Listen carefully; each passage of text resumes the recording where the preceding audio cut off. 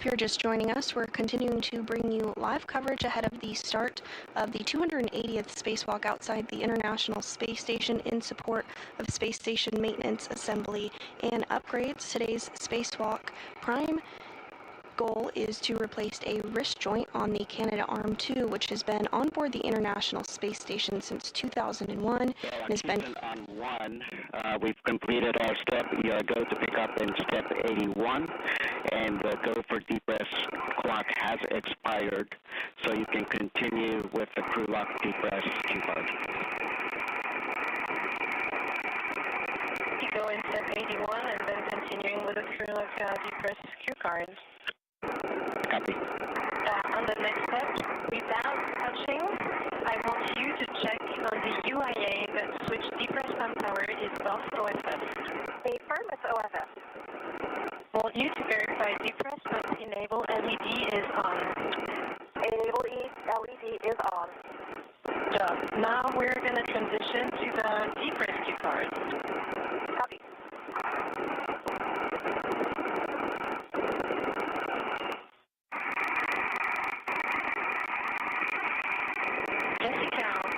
Now, action for your side. On the UIA, I want you to take the switch depress pump power to on. Press pump power is on. In 10 seconds.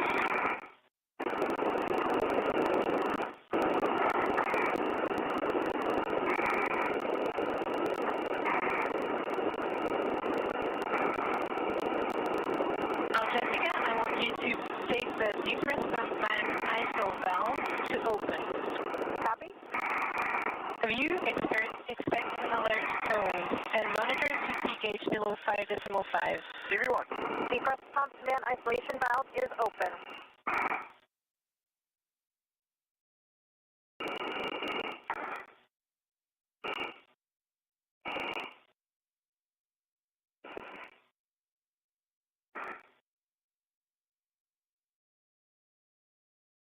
And depressurization is now underway.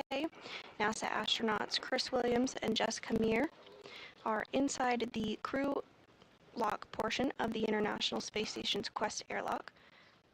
Inside the equipment lock portion are European Space Agency astronaut Sophie Adeno and NASA astronaut Jack Hathaway, who helped get our spacewalking duo suited up for today's spacewalk.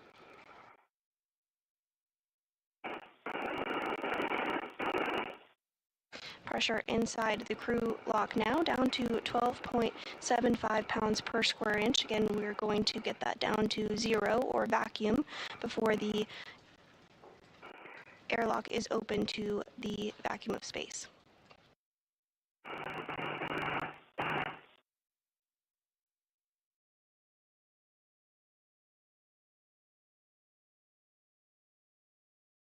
Jessica and Chris, for your information, we are now 620 millimeters of mercury and descending. 81. 82. And quick question for you, did you experience the same intensity of noise as last night? 81, I've not heard any noise. I'm not sure what you said. I think you were talking about the noise. The noise is so loud, it was difficult to make out what you said. Yes, that's exactly it. My question was about the volume of the noise. Yeah. Yep. And EV1, I am getting those sounds now. They don't appear as loud as last time, but they're pretty loud. For EV2, IV copies. Thank you. Extremely loud.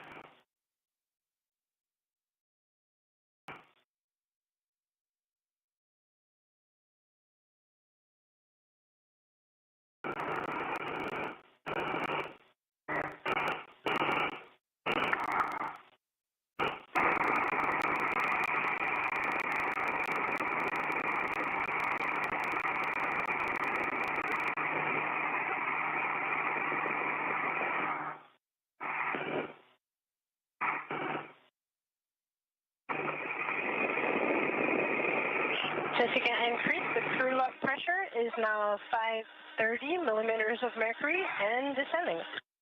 EV1 copies. EV2.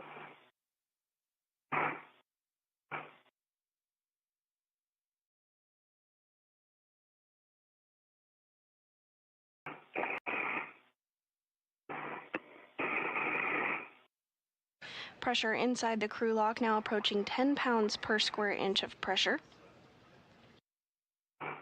In the crew lock, NASA astronauts Chris Williams and Jessica Meir continuing to step through procedures during depressurization. Once pressure inside the crew lock has reached zero, the duo will switch their suits to battery power, officially marking the start of today's spacewalk. They'll then be given the go to open up the hatch and float out into the vacuum of space. The primary tasks of today's spacewalk are to remove the wrist joint no longer working on the Canadarm2 and replace it with a new joint that's already on orbit to restore functionality to the Canadarm2. The arm is used in a variety of space station operations, including capture of the Cygnus spacecraft and installation to the International Space Station, as well as for certain spacewalks and robotic work and experiment work done outside the International Space Station. The Canadarm2 has had 3 other previous spacewalks for maintenance on it. The first on June 13th, 2002, during STS-111 by astronauts Franklin Chang Diaz and Felipe Perron, who replaced a wrist joint as well. The crew lock pressure is now 450 millimeters of mercury and still decreasing. 81. 82. The next spacewalk on the Canadarm2 occurred on October 5th, 2017, and was done by NASA astronauts Randy Bresnik and Mark Vande Hei to replace one of 2 redundant latching end effectors, or hands, on the Canadarm2. And the most recent spacewalk was January 23rd, 2018, by Vande Hei and NASA astronaut Scott Tingle, who replaced the second of 2 latching end effectors, which exhibited degraded snare performance. Quick briefing. In a couple minutes, I will ask you to put the depress pump man also valve to close, but not yet, only on my go. Copy.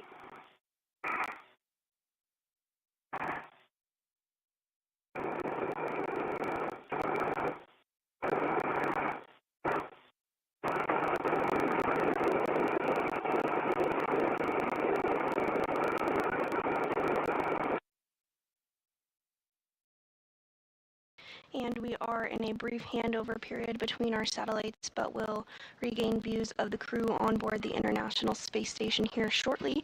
This view of inside Mission Control Houston at NASA's Johnson Space Center in Houston, Texas. We are at 60 SIA. The Orbit 2 team is being led by NASA Flight Director Fiona Enkoviak. And serving as Capcom, or capsule communicator today, is JAXA astronaut Aki Hoshide. Our ground IV during today's spacewalk is Canadian Space Agency astronaut Jenny Gibbons, and will be the prime voice that Williams and Meir hear once they are outside the International Space Station and stepping through the procedures to repair the wrist joint on the Canadarm2.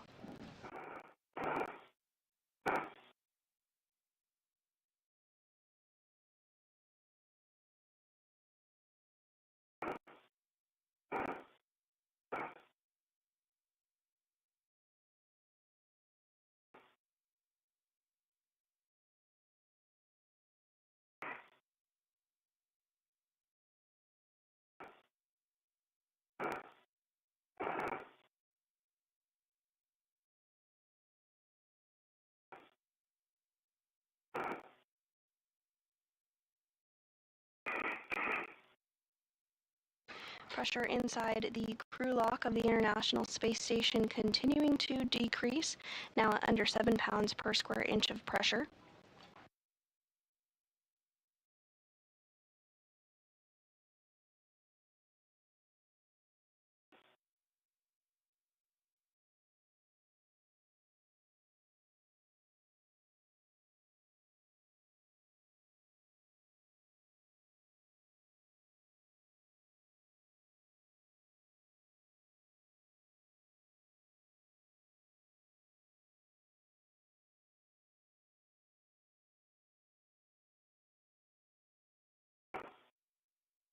Today's spacewalk is the 280th in support of space station maintenance, assembly, and upgrades. It's the 3rd of 2026, as well as the 3rd of Expedition 74. And our spacewalkers today are NASA astronauts Chris Williams and Jessica Meir. This will be the second spacewalk for Williams and the fifth for Meir.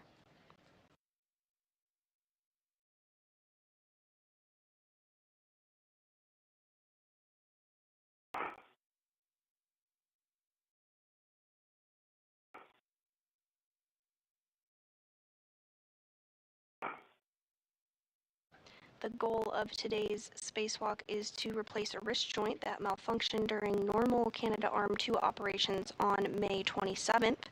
The arm drew elevated motor current and did not move as expected, and NASA worked alongside the Canadian Space Agency to understand the issue and determined a spacewalk was required to replace the joint using a spare already aboard the space station. Repairs to robotics like the Canadarm2 are normal and expected after more than 25 years of continuous operations. The system was designed with replaceable components and planned for maintenance in mind.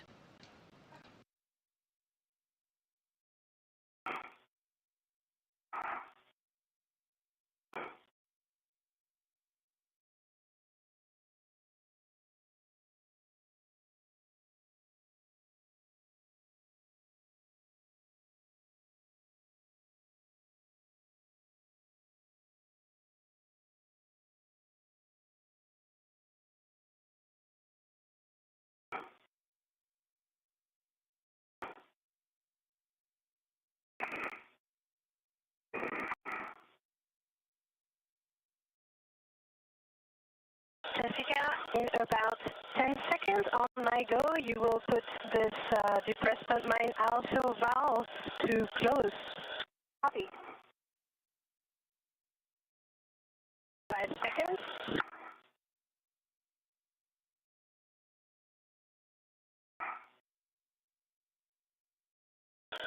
You are go.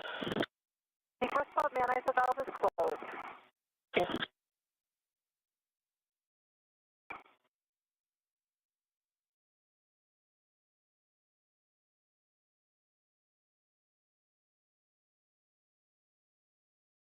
At this time, pressure inside the crew lock is 5 pounds per square inch of pressure and has been paused as expected as system checks of the spacesuits are underway. To switch your to status until recheck question mark is displayed. EV1. EV2, leak check. And long yes. EV1, we check wait. EV2. Copy.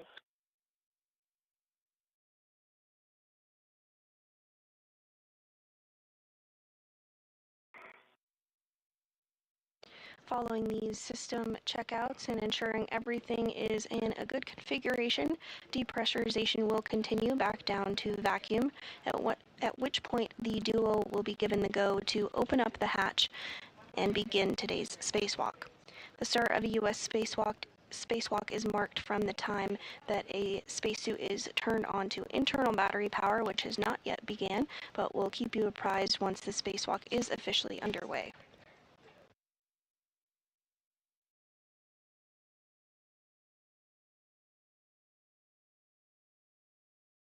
Check complete EV2. The option EVA. Copy. We check complete EV1. Set O2 EVA and work.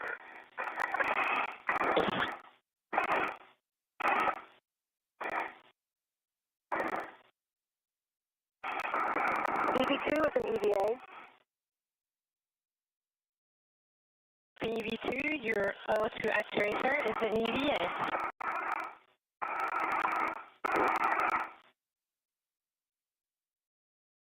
Suit checks are complete for NASA astronaut Chris Williams, who is serving as EV1 today. He'll be wearing the spacesuit with red stripes. EV1, I understand your O2 actuator is in EVA too. Well done. Jessica, I would like you to depress my idle valve to open and expect both of you alert tones. Copy. And ISO valve is open. Copy.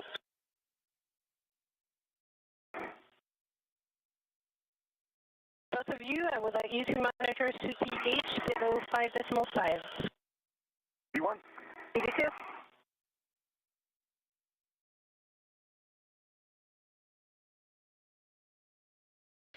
And 2 good suit checks. Depress is now continued back inside the crew lock.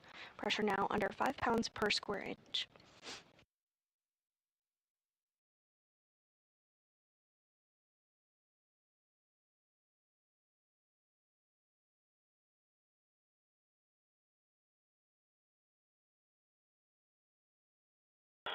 Jessica, the next step is going to be for you again, and on my go, when the pressure will be at the correct value, I will ask you to close again this depress pump man as well. Only on my go. EV2.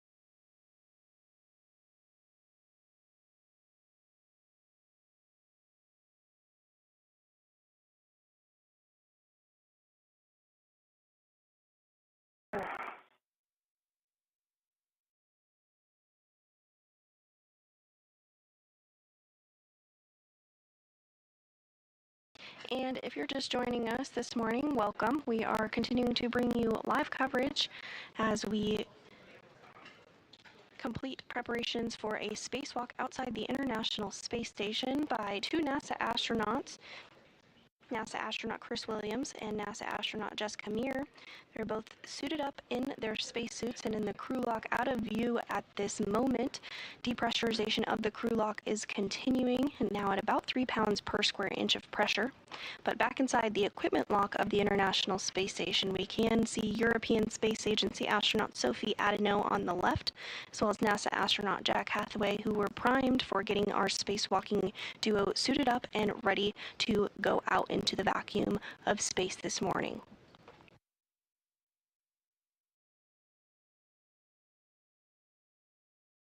Once pressure inside the crew lock has reached 0, the duo will switch their suits to battery power, which will officially mark the start of today's spacewalk. At this point, they'll be given the go to open the hatch and float out into the vacuum of space and get started on their task for today, which is to repair a wrist joint in the Canadarm2, which has been on board the International Space Station since 2001. It launched April 19th, 2001 on Space Shuttle Endeavour and was installed April 22nd, 2001 by Canadian astronaut Chris Hadfield and NASA astronaut Scott Parazynski.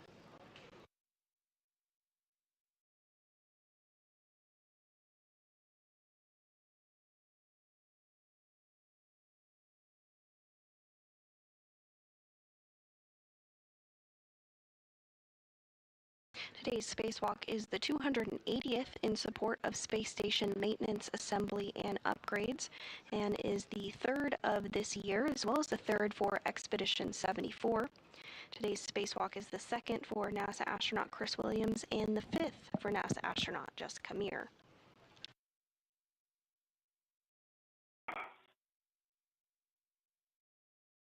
Williams is serving as spacewalk crew number 1 and is wearing a spacesuit with red stripes. In about 10 seconds, you will put the depress man I thought off the coast. EV2.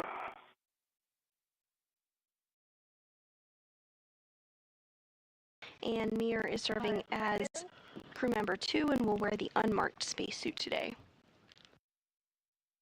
You have a go. The ISO valve is closed. Copy, and then on the UIA, you will take the switch depress pump power to off OFF. Press pump power is off, OFF. All right, and Jenny in Houston, over to you. Good morning, station, and good morning, Chris and Jessica. Happy to be with you and ready to take your tether config. Good morning. EV1 is starting with my tether config. Starting on my left D-ring extender, I have a small hook of my left waist tether locked black on black going up to my mini workstation. On my right D-ring extender, I also have my right waist tether small hook locked black on black, gate closed, going up to my mini workstation. Also on my right D-ring extender, I have my safety tether red hook that is locked black on black, gate closed, going to my red reel. My red reel is unlocked, and my yellow hook is going back to my mini workstation. I also have ED2's yellow hook attached to my safety tether reel to the tether point. That large hook is locked black on black, going to ED2's red reel. ED2's red reel is unlocked, and I see that going back to her right D-ring extender, and I see the red hook is on that, and I see it is gate closed, slider locked, black on black. Can take over from there. Copy. I can see, as Krista said, my red hook, gate closed slider locked on my right D-ring extender. Also on the right D-ring extender is my waist tether hook, and that is gate closed slider locked. My large hook of my waist tether is on the Airlock D-ring extender, and I can see that is gate closed slider locked. All right, you two, we copy a good config. I will talk you through the remainder of the depress side of the cue card. Next up, when the crew lock DPDT is approximately 0, you can expect an alert tone. MCC will look into pressure for hatch opening. One copy. 82.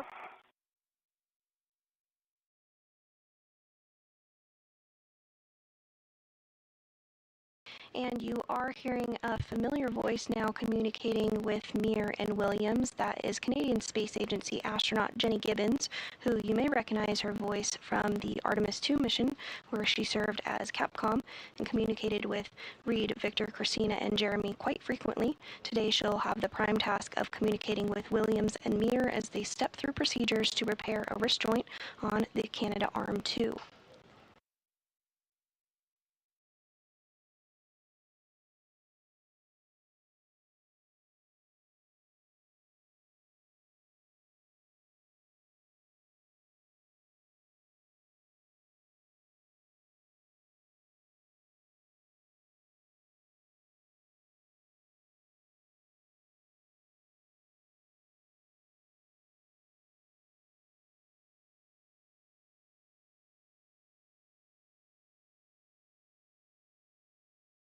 Pressure inside the crew lock portion of the International Space Station continuing to decrease, now at less than 2 pounds per square inch of pressure.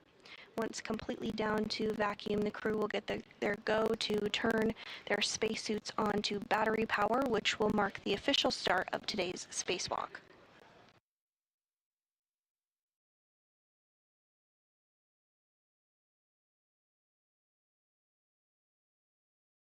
Back inside the International Space Station, European Space Agency astronaut Sophie Adeno, as well as NASA astronaut Jack Hathaway, are continuing to get things cleaned up after helping Meir and Williams get suited up into their spacesuits.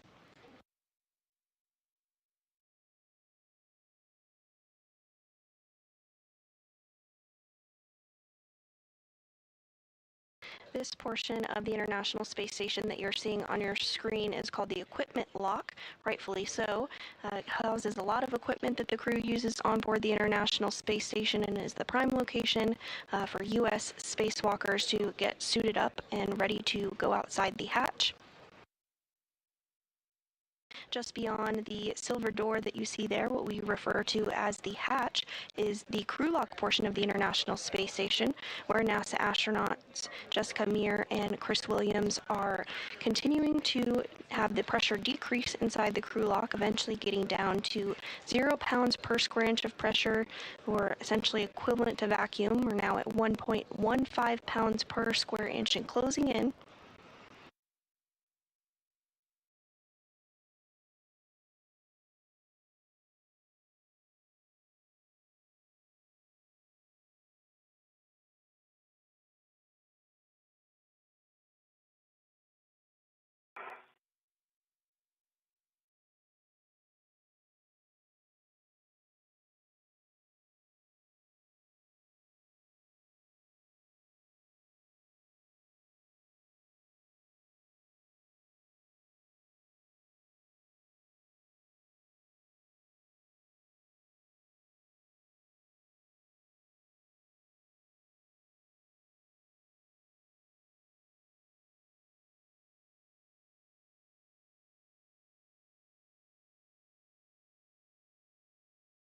It looks like when the crew does exit the airlock this morning, it will be during a day pass for the International Space Station.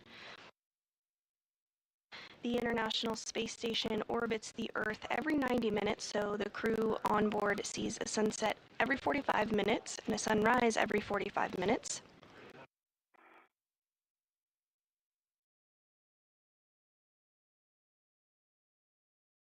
The International Space Station flies about 250 miles overhead at a speed of 17,500 miles per hour and has been continuously occupied since the year 2000.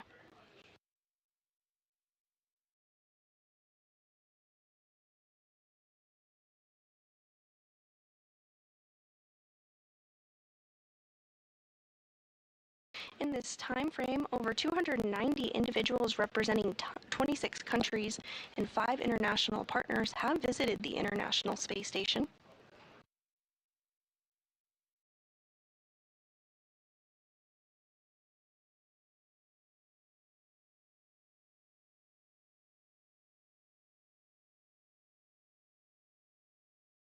Pressure inside the crew lock portion of the International Space Station now less than 1 pound per square inch, approaching the 0.90 pound per square inch mark.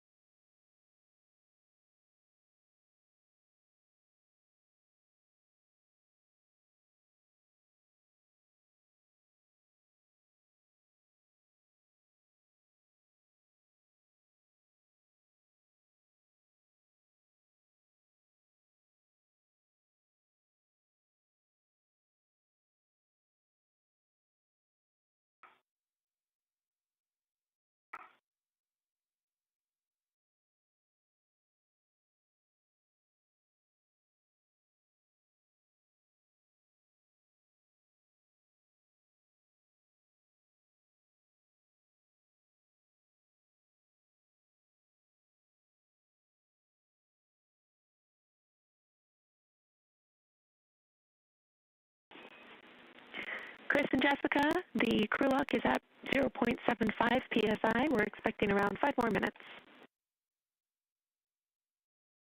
One copies, 5 more minutes. EV2.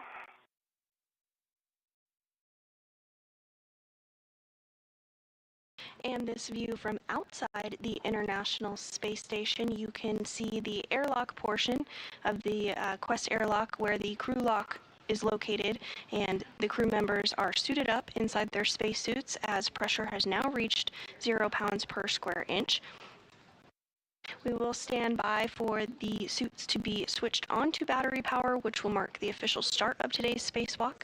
And at that point, shortly after, we will see the hatch swing open and our crew members exit the International Space Station. First out will be NASA astronaut Chris Williams, followed by NASA astronaut Jessica Meir. This will be the second spacewalk for Williams and the fifth for Meir. EV2 has adjusted TCV to 4. Copy, TCV 4.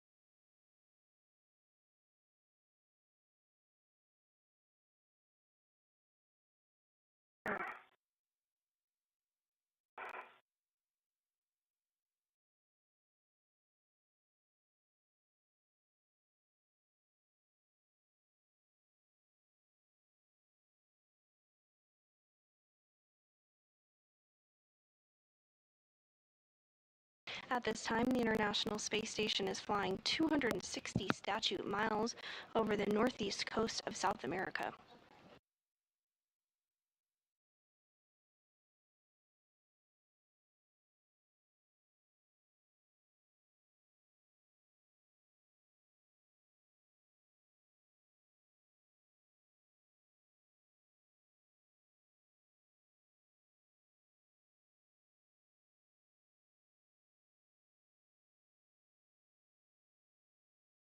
And in the upper right of your screen there, you can see the Soyuz MS-28 spacecraft, which will be the ride home for NASA astronaut Chris Williams just next month.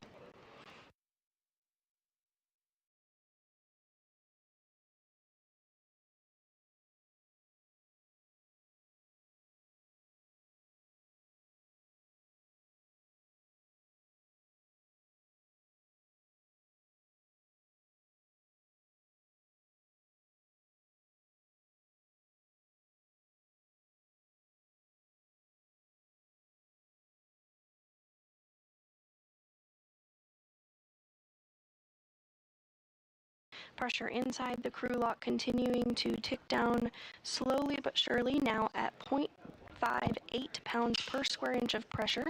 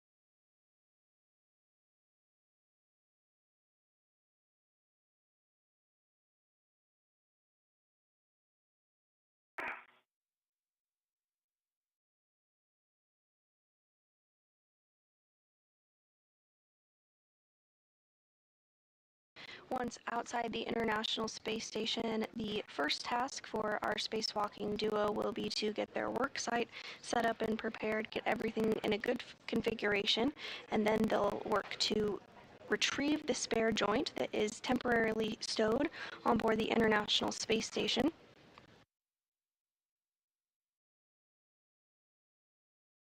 At that point, they will remove the latching end effector of the Canadarm2 and temporarily stow that while they gain access to the failed joint location. Joint number 5 is the joint that is having some issues. They'll then work to remove that failed joint and install the spare joint before putting back on the latching end effector, cleaning up their work site, and heading back in the International Space Station for today. Today's spacewalk is expected to last about 6 hours and 40 minutes.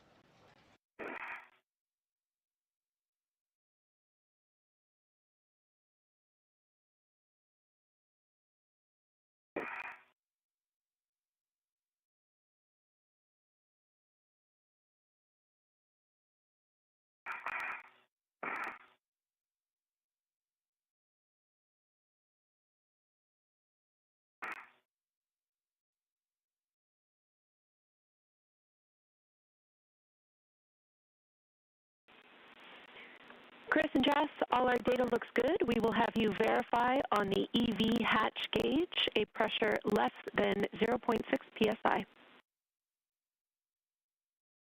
I see 0.4 psi on the hatch gauge. Copy. You are go to open and stow the EV hatch. One copies. Opening the hatch in work. Houston copies. Jack and Sophie, you have a go to close the emergency MPEV. emergency info. Copy.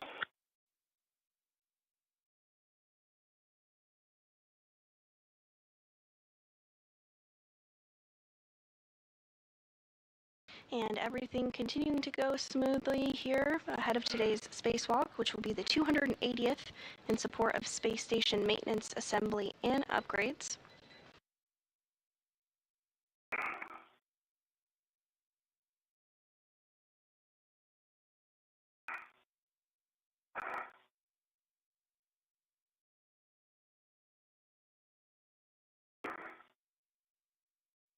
Pressure. Easy hatch is open and in the hatch keep. Copy. Good config. You can switch power to BAT. Please stagger your switch throws and expect a warning tone. EV1 throwing switch first. EV1 power is in BAT. Power to BAT. Copy both. Switch display to Pro to verify a functional display.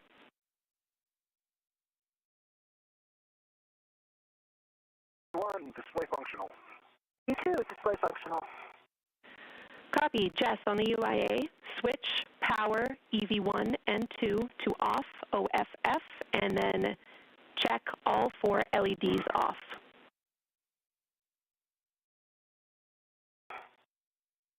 I see power off, EV1 and EV2, and I see all 4 LEDs are off. Disconnect your SCUs from your DCMs. Install your DCM covers and stow your SCUs in their pouches. EV1 copies and work.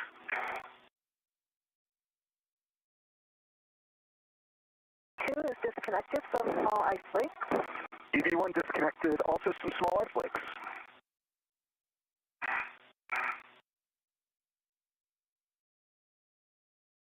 Copy. Expected P high message for EV2. Yep, EV1 also has P high. Expected. EV2 SCU is in the pouch, and the DCM is also covered. Copy for EV2, and we copy your messages. No action.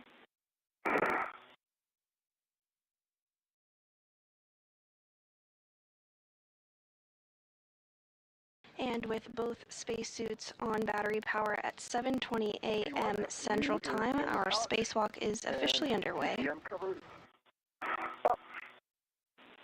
Good config.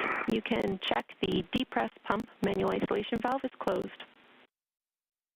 Press pump manual isolation valve is closed. Set your temperature control valve to max hot.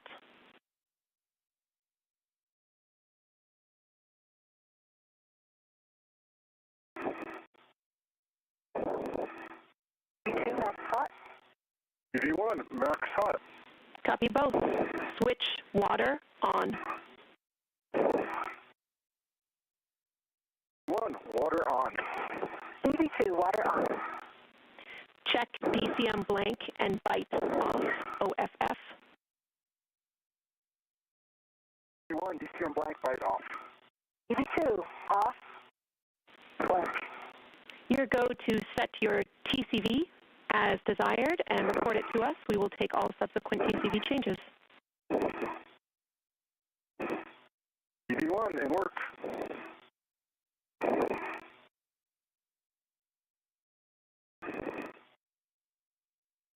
EV1 TCV at 5. EV2 is set at 4. Copy settings 5 and 4. Report your suit pressure gauge. EV1 suit P gauge 4.2. EV2 pressure gauge reads 4.6.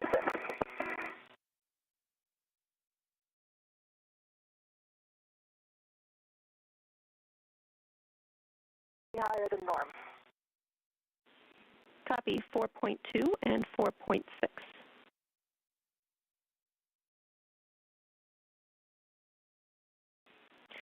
I'm seeing the same on my DCM to P4.6. Copy. We are in the middle of a day pass with over 20 minutes till sunset. Set your visors as required.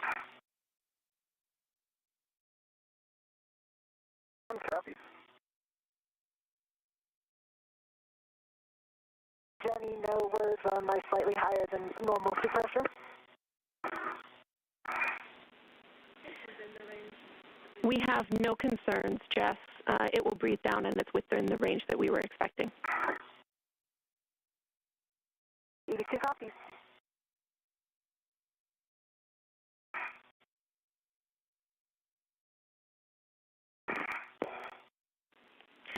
Okay, and Houston has checked your suit parameters. We are good to go. So with that, Chris, you can open the hatch thermal cover.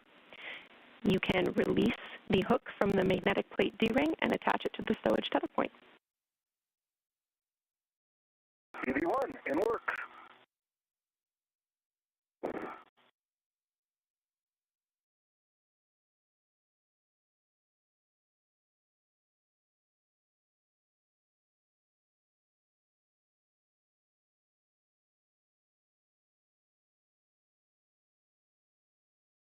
Thermal cover is released. 6 Sharpie lines visible. Copy, and confirm you cinch the strap until snug. Yep, cinch until snug. And attached to the tether point.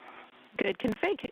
Chris, you can egress the airlock, and you're looking to attach your hook to the forward starboard curved handrail D-ring.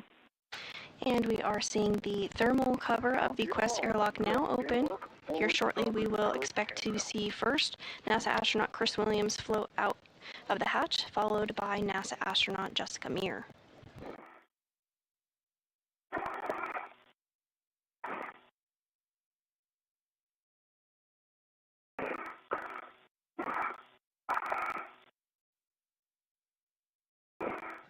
And there you can see NASA astronaut Chris Williams exiting the airlock. This is his second spacewalk.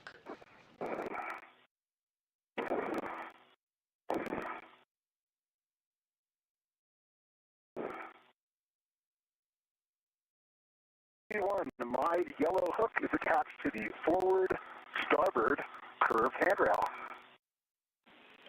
Copy. I'll take your checks. Be closed black on black.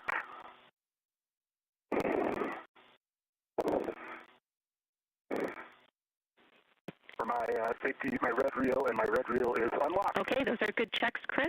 You can attach Jess's hook to the airlock handrail 0554 port stanchion. We'll also take checks.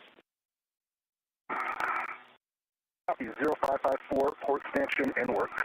Good readback.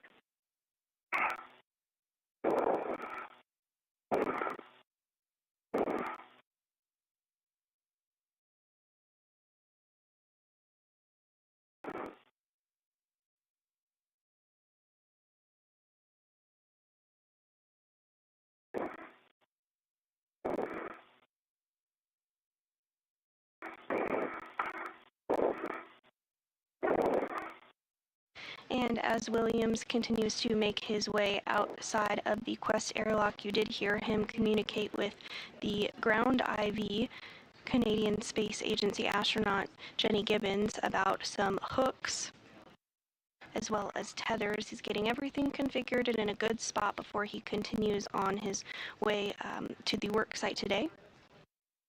EV2's yellow hook is on the port stanchion of handrail 0554. Slider gate is closed. Slider is locked. Black on black. Good config, Chris. You can give Jess a go to release her waist tether from the airlock D-ring extender and turn on your HECA. Copy. Jessica, you have a go to release from the airlock D-ring extender, and my HECA is on. Copy so. I have released my waist tether, and I have the crew lock bag ready whenever you're in position. Stand by. Maneuvering back under. Houston, copies all.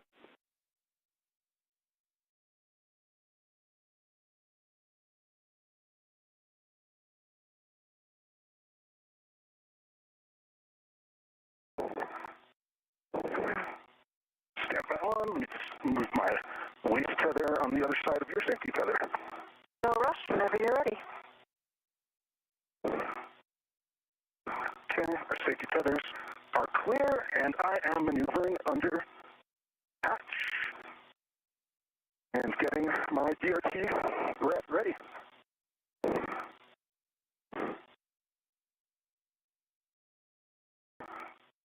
And I see your tether just behind your helmet. Copy.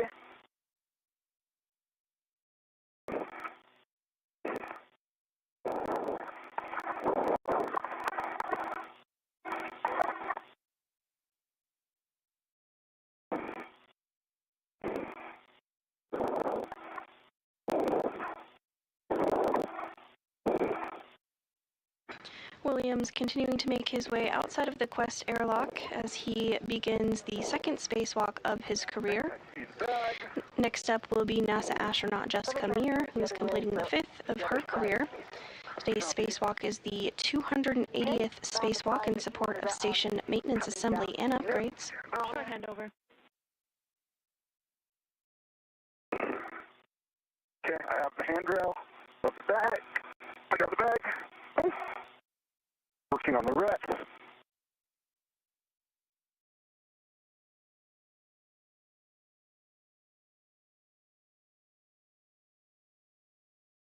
The goal of today's spacewalk is to replace a malfunctioning joint on the Canadarm that observed a elevated motor current on May 27th and did not move as expected. NASA worked alongside the Canadian Space Agency to understand the issue and determined today's spacewalk was required to replace the joint using a spare already on board the space station. Copy that.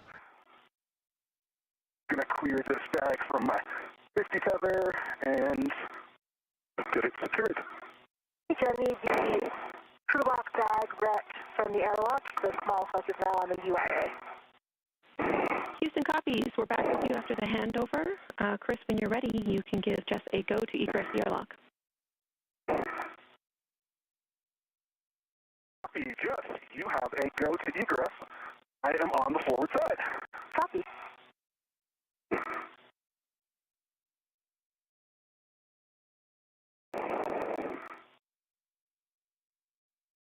And you did just hear that NASA astronaut Jessica Meir has the go to exit the airlock as well, so she'll soon be coming out here shortly. That inside.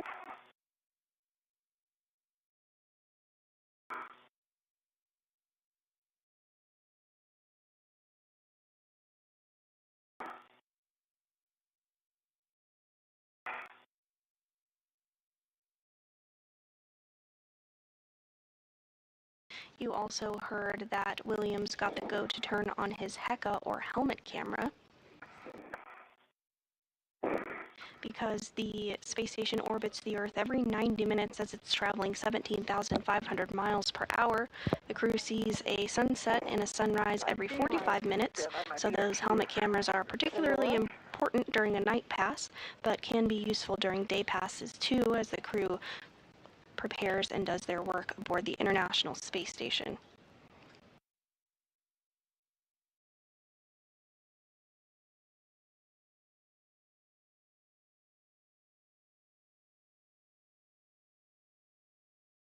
Okay, so he's coming out.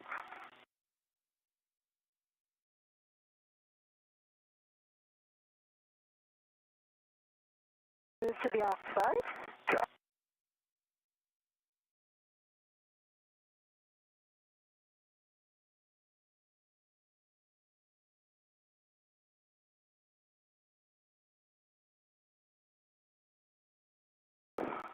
I'm turning on the airlock, and I've got a waist cutter down.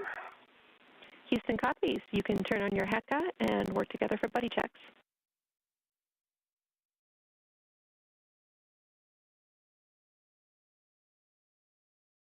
And we both have both spacewalkers now out of the Quest airlock. My HECA's on. Copy, HECA on. We'll also take the thermal cover closed.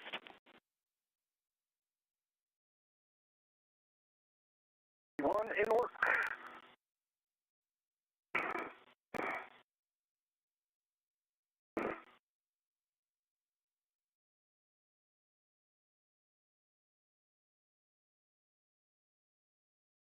You also heard some communication from the ground saying that the crew has the go for buddy checks. You'll hear this throughout today's spacewalk, and this is a way to get eyes on each individual crew member and check out their tethers and make sure everything is configured in a way that is expected, nothing is tangled up, as well as complete a glove check to inspect the gloves, make sure everything looks as expected on the gloves, there's no rips or tears, as well as a HAP check. The HAP is the helmet absorption pad and is installed inside the spacesuit's helmet as a precautionary measure in case there were to be any water or liquid that would leak out inside of the helmet. So the crew does a check to make sure that that HAP is dry from time to time. All right, that's both lights on all. Okay, I'm looking at your HECA, and I see a good green light. I see both your helmet lights are on and your visor is down. I see 1, 2, 3 tabs up. I see your left paper handle is up. UP, the man ISO valve handle. See?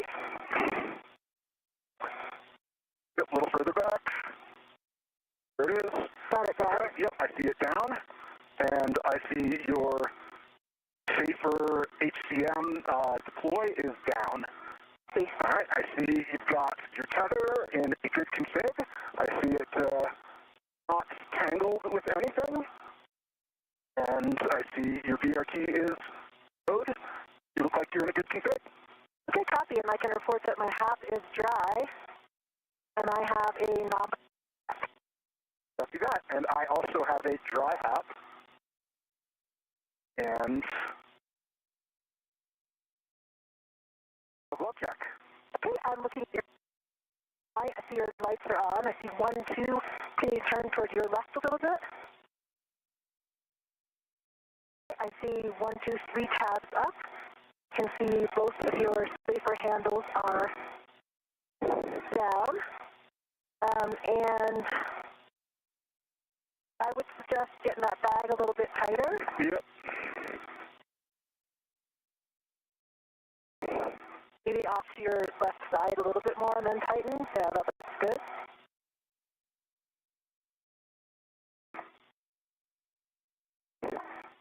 Copy. Right, I see your tether looks like it's in good config. And I think that completes a good buddy check for you. Copy, good buddy check. Houston copies good buddy checks. Great job, you two. With that, we are ready to start our translations. So, Chris, you will be translating to the forward edge of ESP2 via the starboard side. And Jess, you are headed up to the port CETA cart.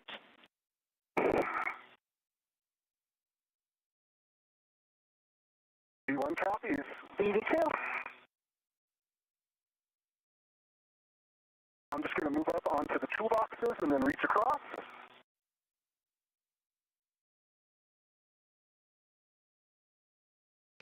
And with good buddy checks, the crew is now going to translate or begin to make their way to the Worksite for today. The Worksite is fairly close to the Airlock, so they don't have too far to go. During today's spacewalk, you'll be able to tell our crew members apart by the stripes on their spacesuits. Across. So NASA astronaut Chris Williams will be wearing the suit with red stripes, and NASA astronaut Jessica Meir will be wearing the unmarked spacesuit. You guys, you are 10 minutes up, and Jess, a caution for you: avoid inadvertent contact with the deployed cable.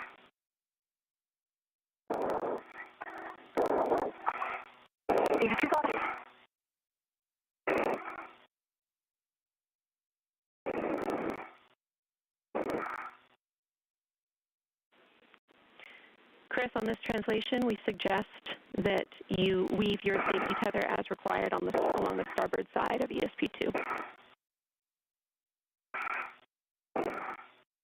B1 copies.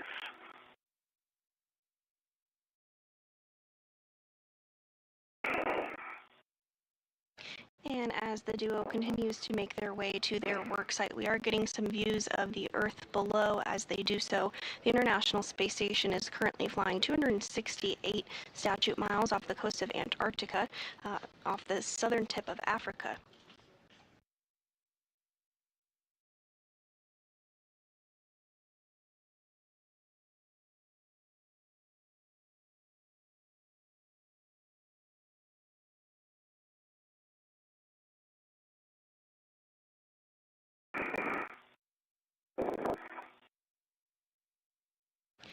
The International Space Station orbits the Earth every 90 minutes, and you can actually view it fly overhead. If you're interested in seeing where the International Space Station flies overhead near you, you can check out nasa.gov/spot-the-station or check out our app. You can see when the space station will be flying overhead and go outside and take a look for yourself.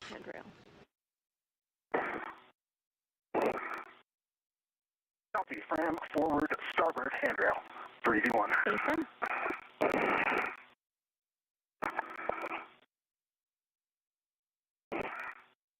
Steady, I'm at the port Utica. I see my APFR. Excellent. We see you there. That's the APFR in WIF 3. We'll have you retrieve it, throw it on your VRT.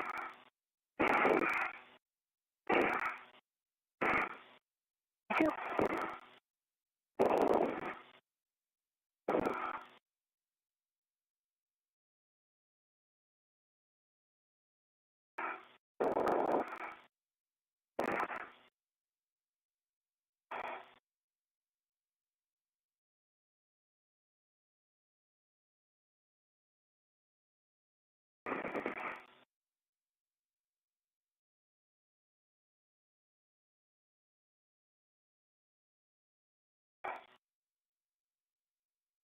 EV1 has attached the arch hook of the AET external to that crew lock bag to the forward starboard Fram handrail.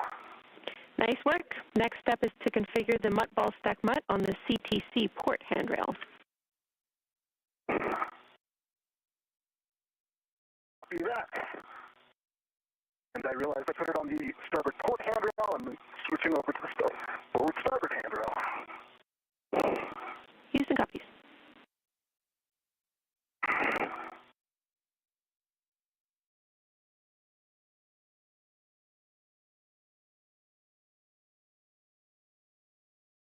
And here you're seeing a split screen view of our two spacewalkers today. On the left, NASA astronaut Chris Williams' helmet camera. You can see that tool bag box item kind of in the center of the screen. That's his mini workstation, which we discussed before. It carries the tools and tethers and all the equipment that he'll need for today's spacewalk. And on the right hand side of your screen there, you see NASA astronaut Jessica Meir's helmet camera.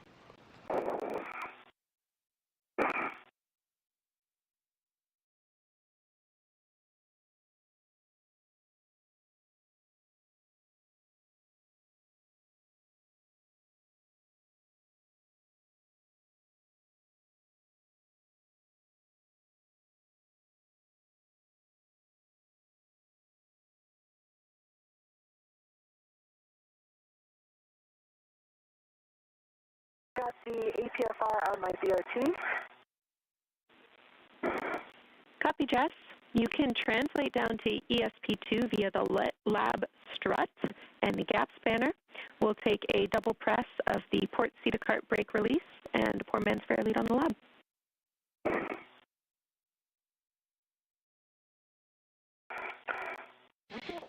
And those communications confirming that NASA astronaut Jessica Meir retrieved the APFR. This is the Articulating Portable Foot Restraint, and is essentially a foot restraint that the crew members get into to be able to secure their legs in the microgravity environment of space and work during a spacewalk. E1 is ready to the ball stack MUT and is releasing from crew lock bag, and I'm going to put it on the CTC.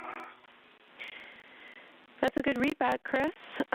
You will configure it such that the MUT is facing zenith and port to receive the spare joint later. Copy, MUT, zenith, and port. Good readback.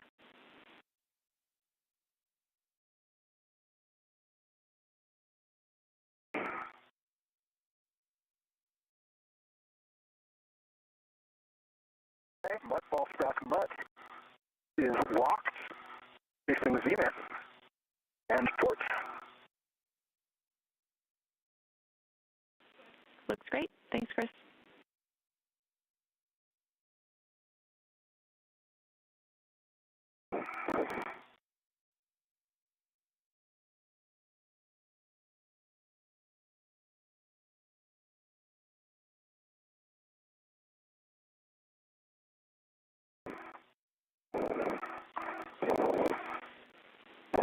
Chris, with the speedy work you made of the mutt ball stack mutt, we will have you get a head start on attaching the mutt ball stack mutt ret to the spare joint MLI and getting a head start on releasing the MLI from the spare joint. See that, we'll start getting attached to the spare joint MLI. Good read that.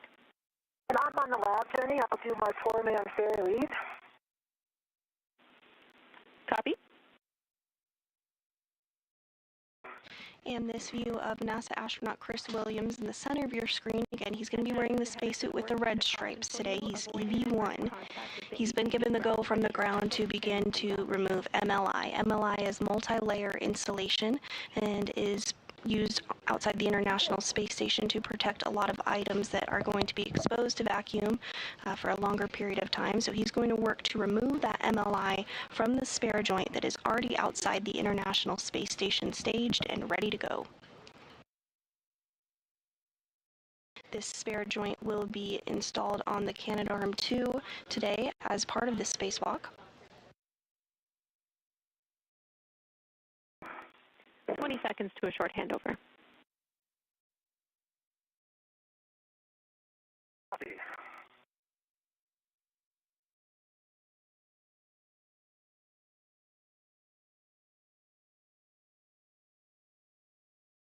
As you can see on your screen, it's beginning to get a little bit darker for our crew members. Again, the International Space Station orbits the Earth every 90 minutes, so the crew sees a sunrise and a sunset every 45 minutes. We're in a brief handover between our satellites, but you are looking at a view inside Mission Control Houston at the Johnson Space Center in Houston, Texas. The team of flight controllers here on the ground is being led by NASA Flight Director Fiona Ankoviak. And today's ground IV, which is the prime voice that you hear communicating to our spacewalkers, is Canadian Space Agency astronaut Jenny Gibbons. To her right is our Capcom, or capsule communicator, JAXA astronaut Aki Hoshide, who will be communicating with the crew that is back on board this space station. Warnings and cautions for you both. One that copies and ready to copy.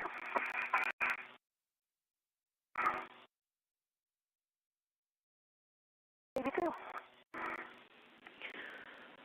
All right, avoid electrical connectors, grounding tabs, and sensitive interfaces on the temp stow and primary FSE rings, and sensitive areas on the joints LE and CLA.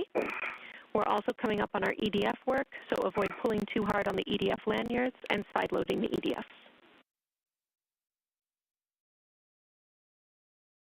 One copies. EV2. For EV1, quick question on our RET choreography here. Right now, I still have a RET going from the crew lock bag to the mutt ball stack mutt. Is that one eventually coming down to the FSE?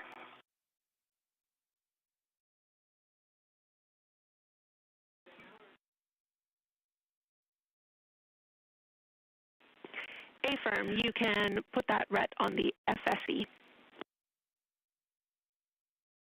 In work. Jenny, I see my 4-man fair lead does seem to be staying in place.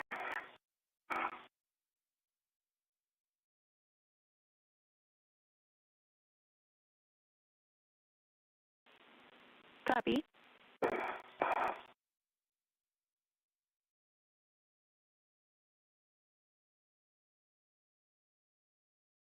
All right, Jessica, I see you coming down with your APFR. You're looking in a good configuration.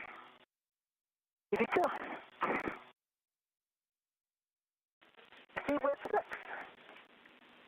And Jess, can I verify, is your 4-man fair lead staying in place, or did you report that it's not staying in place? Reported that I saw that it was. Okay, good news. Thanks, Jess. And while I have you, can you just confirm that you did the seat-a-cart brake release? Actually, no, I did not. I guess I needed another reminder there. I did not do that break release, so we'll keep that in mind for the way back. That's fine. It was precautionary. We'll catch it on the backside. We'd like you to continue getting to the Worksite and getting the APFR ready. See.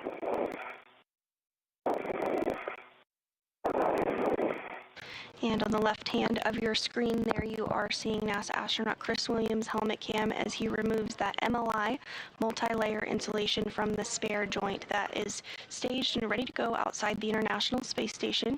Meanwhile, NASA astronaut Jessica Meir is continuing to make her way to today's work site and get her articulating portable foot restraint installed. I might need to go around to the other side to get the Velcro on the back of it. Okay, copy. It is attached to, you have a rat going to the D-ring on an adjustable from the ball stack mud. One end of that adjustable is attached to the tether point on that. Copy. And Jenny, I'm going to put this at a clocking of 3. Affirm, clocking of 3. Would you like your additional settings? Not quite yet. Okay, copy. I can confirm clocking of 3. And nice work, Chris. You can translate around ESP2 to the aft side of the spare joint. Copy. Heading around to the aft side.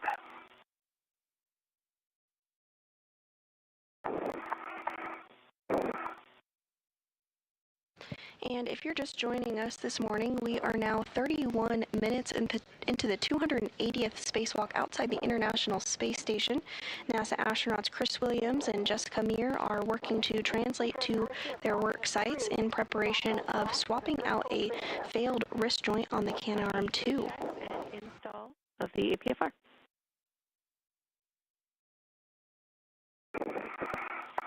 Jess, your next task is to continue with the stowage of the MLI on the ball stack mutt. Sounds like Chris got it tethered for you and potentially released the quarter-turn fasteners. Once he can release on the aft side, you can bundle the MLI using the adjustable.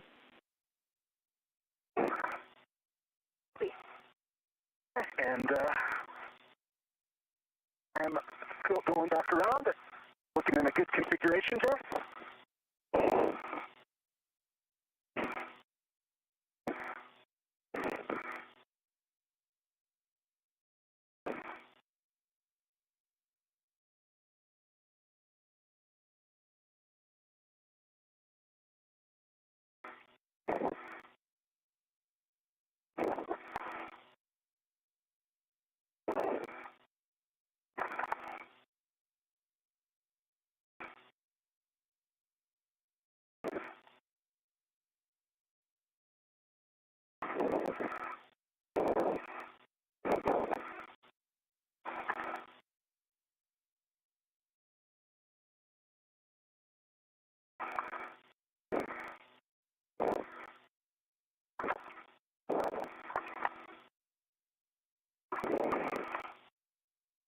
At this time, the work site is successfully set up and prepared for today's spacewalk. Williams did remove that MLI or multi-layer insulation from the spare joint.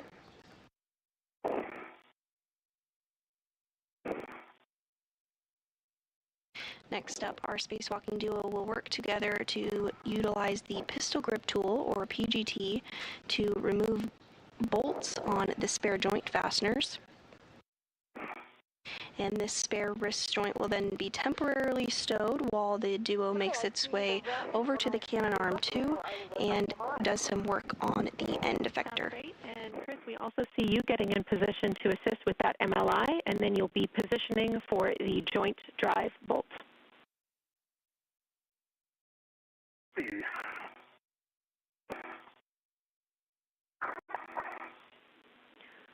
You guys are doing great, making up good time.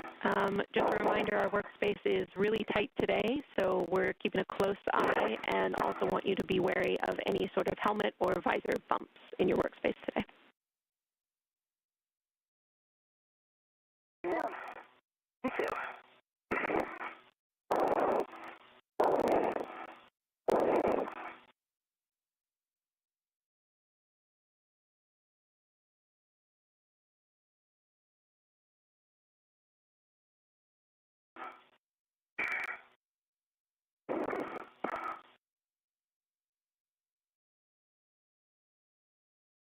give you one on the outside.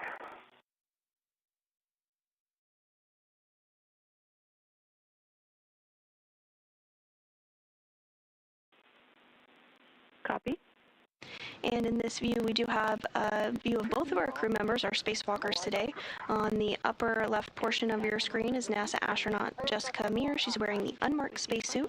On the right is NASA astronaut Chris Williams wearing the suit with the red stripes. I took off a little piece, the joint MLI.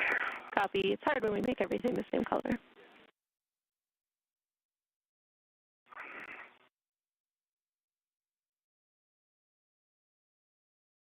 That MLI that I unvelcroed is velcroed back down. Copy. And again, you're looking for that joint drive bolt, and your first action will be to press the button and move the drive handle to EVA. Okay, stand by. I'm going to get into a gear body position here. Sounds great. And Jessica Meir does have that MLI, that multi-layer insulation that was removed by Williams, now tethered to her. Williams is going to get the pistol grip tool configured to be able to release bolts from the spare wrist joint there that you see in the center of your screen. Eventually, this will be installed on the Canadarm2 as part of today's spacewalk. Working on my BRT.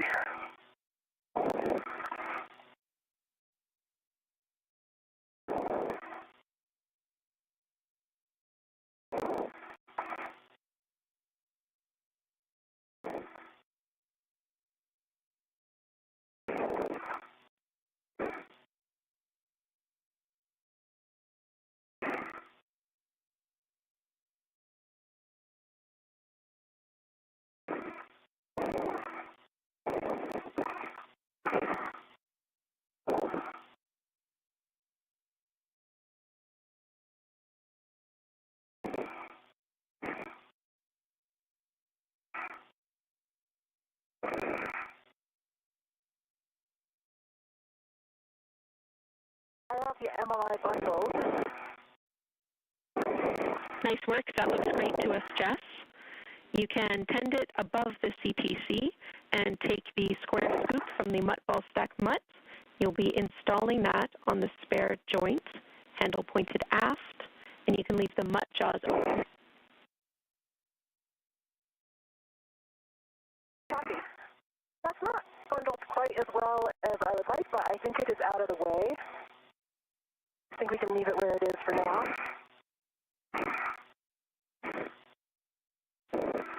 I'll work on the scoop. Copy, and we are happy with that MLI config. Thanks, Jess. Right.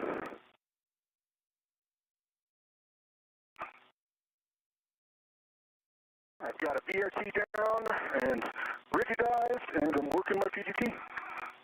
Copy. Let me know when you're ready for settings.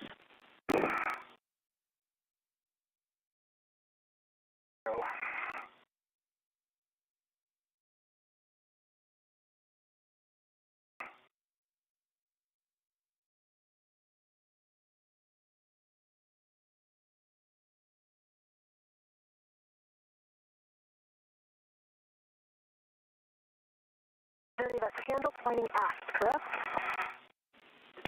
Affirm, handle pointing aft.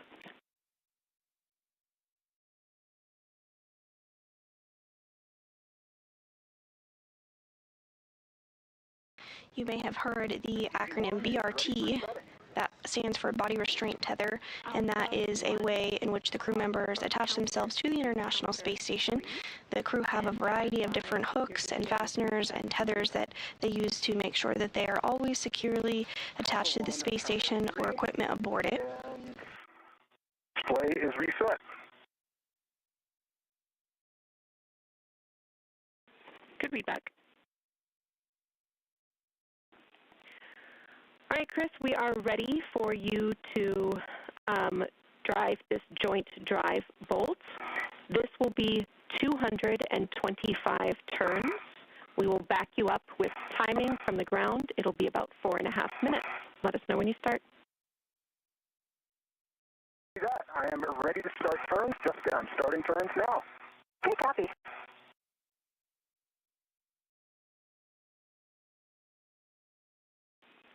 And Jess, when you are able, we will take a visual check on the direction of the joint drive. We're looking for counterclockwise from your perspective.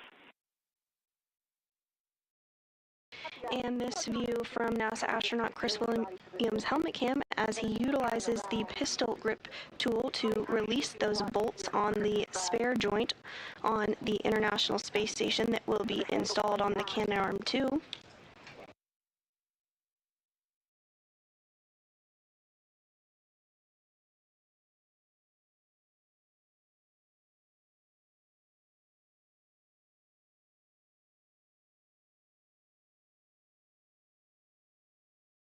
Turns.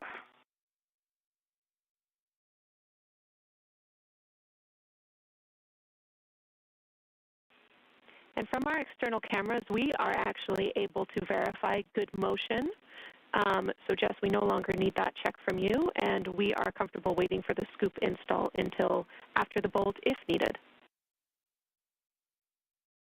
Yeah, I can confirm that motion right now as well, moving counterclockwise from my perspective. Excellent. I am going to pause with the scoop because I don't have anywhere to put my right hand, and it would basically, my right hand would be near the mechanism that's turning, so I'm going to wait with the scoop. That sounds great to us, Jess. We're learning a lot about this work site today, so no problem.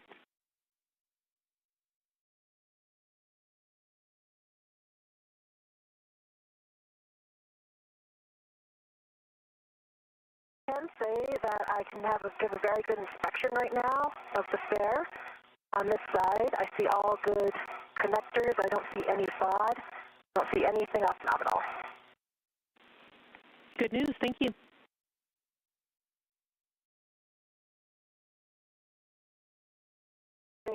Much more slowly than I anticipated.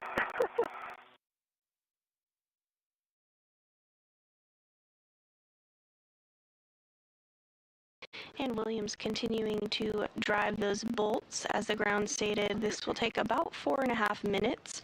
Doesn't always take this long to drive bolts during spacewalks, but this is a particularly long bolt.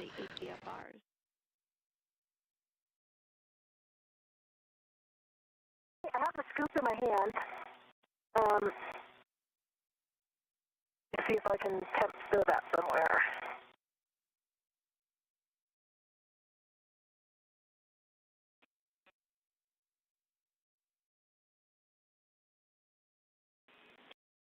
Yeah, and we can have you wait too, Jess. That's totally fine. We're over halfway through this bolt.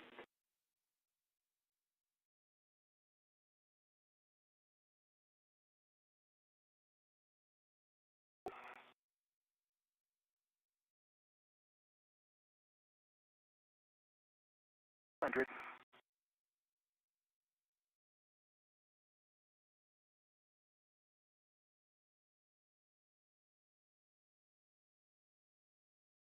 $225. Copy. 225 turns.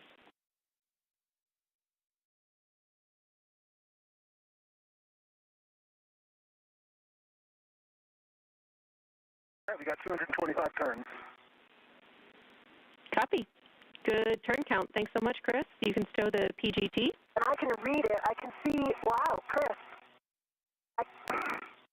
I can report negative 69 degrees on the dial. Looks exactly right. Great news. Wonderful eyesight. We love it. And Chris, I have the scoop in my hand, and maybe we can work together to put it on this side because I don't have anything to hold on to. Yep. Stand by with one. Let me just volunteer put this joint drive bolt back to motor before I forget. Copy.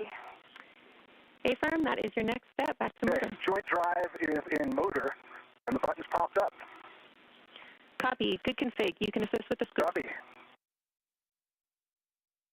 Some happy reports from the team here on the ground following those 225 drives by the pistol grip tool done by NASA astronaut Chris Williams. So you can see on your screen there helmet cams from both of our spacewalkers today as they work together to help get this spare joint removed.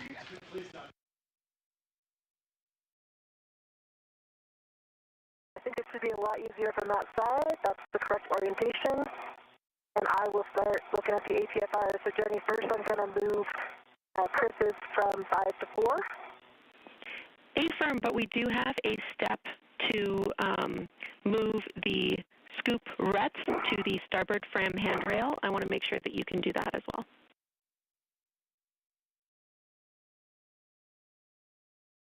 Okay, copy. Okay, scoop is on and locked. It's the handle pointing aft. Okay, well done. I will grab the other end and get the tether on the starboard handrail. Copy. Let me. And the jaws ended up closing, so I will reopen them. Copy. Release the rat from the scoop? Oh, no, leave the rat. Firm. Okay. I'm going to release this end. Sorry, yep. Yes, this is the intent of this is that it is the tether for the spare once we remove it, so we are just tethering it to the fram. Yep.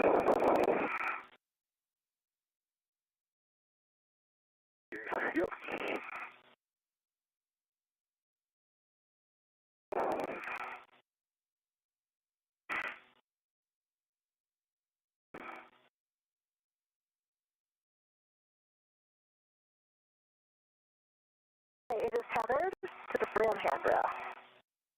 I think one of the things we might want to consider is, well, I guess the crew lock bag will be gone. Having the crew lock bag right here has made it a little bit more difficult. Yeah. But I think it's gone when we're back here. I concur with that. It is kind of in the way, but yeah. All right, Houston copies all. We concur. It should be out of the way I'm going to soon. check on this muck because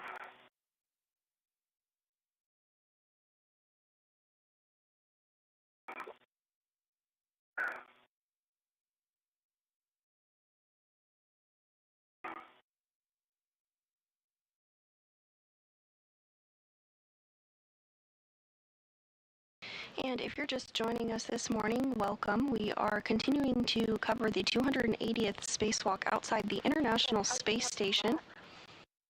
We're 47 minutes into today's spacewalk. Today's spacewalk is expected to last about 6 hours and 40 minutes.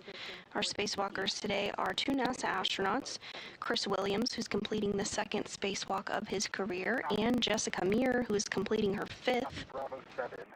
And I'm looking at the access to the mutts. I think I can get, we were worried about access to number 1, I think, right? But I think there's plenty of clearance. That's a great report. Thank you. And yes, we were concerned with the wobble. verify what the orientation of the scoop right now?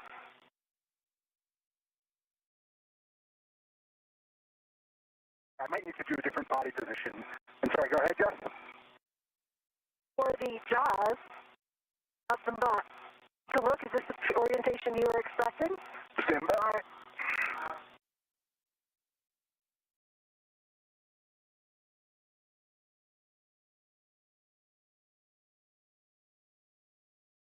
Sorry, I can't quite see. Yeah, I think this makes sense for how the scoop is. This is going to be able to attach to the scoop handle. The only problem is you might want to put the rat on the other side of the scoop. So take a look. The jaws are going to close around the starboard side, and the rat is there. Let me do that. The scoop is locked, so I can do that. Concur? Concur. Houston's following along.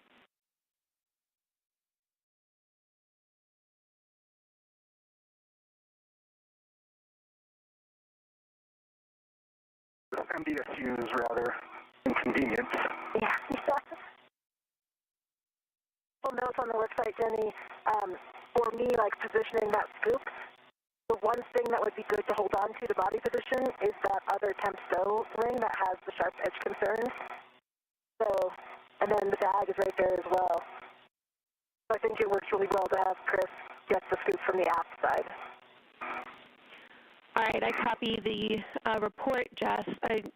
We do believe you could hold on to the edge of that spare ring, just not the grounding tabs. Those are the sharp edge concern locations.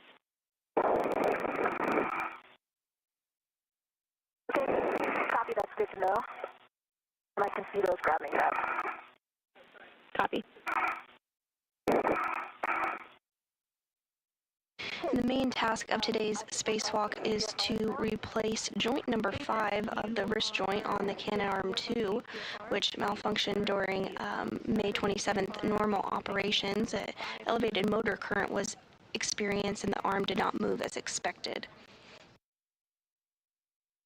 There is a spare joint on board the International Space Station that Meir and Williams are working to release as we speak that will be installed into the cannon arm 2 today.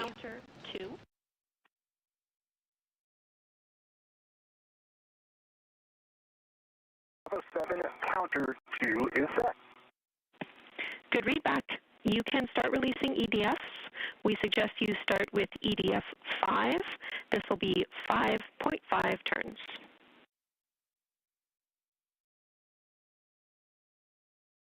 EDF 5, 5.5 turns. I see it, and I'm briefing and getting that in work. Copy.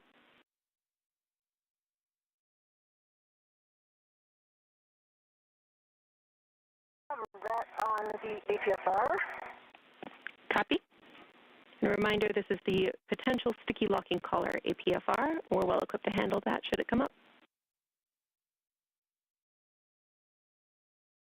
And Williams now going to use the pistol grip tool in order to further release the spare joint on board the space station. Great news. Thanks, Jess. I am starting turns on EDF 5. Copy.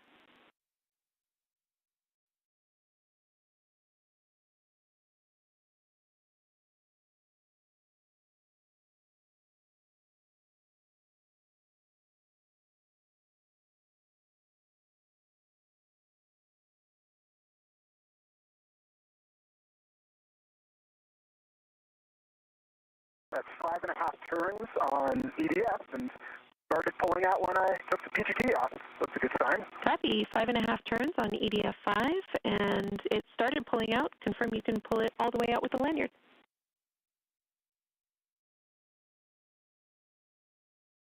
Work.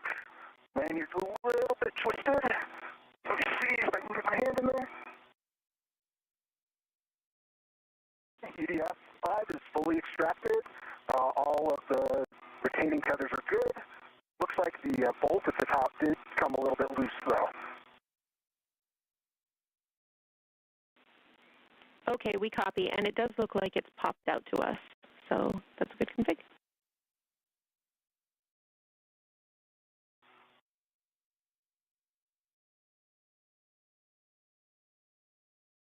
Jetty, a clocking of 9, correct? And with that first fastener successfully removed, Williams is now going to work on removing the remaining 5 on the spare joint. Is the stickiness of... Oh, that's Or 1.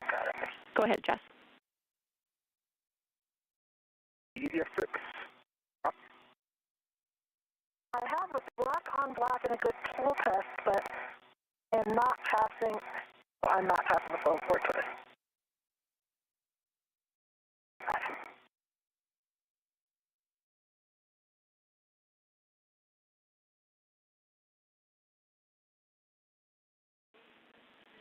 Copy.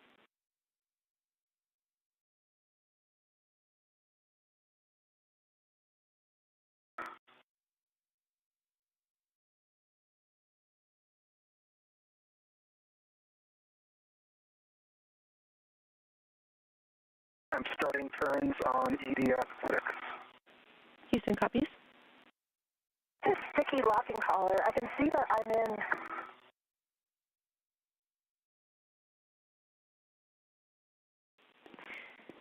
I think what's happening is it's not going to black on black. All right, we copy. And now that I'm in the whiff, it's not running all the way to...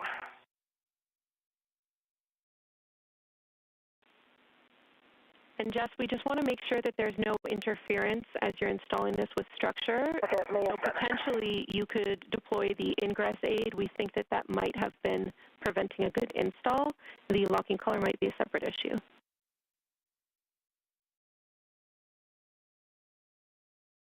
I'm watching the ingress aid. I can see it's coming close to ESP2, but it's not impacting. And I actually got it now. I have black on black clocking of 9 and a good full twist test.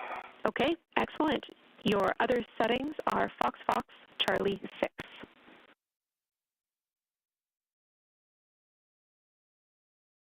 Fox Charlie 6. Good feedback. And ED1 can confirm that EDF6 is extracted. Copy, EDF6. And same thing on EDF6. It does look like that nut at the end. It does look like that nut at the end unthreaded a little bit. All right, we copy. Not a concern, but EDF6 is extracted. You can move on to EDF1.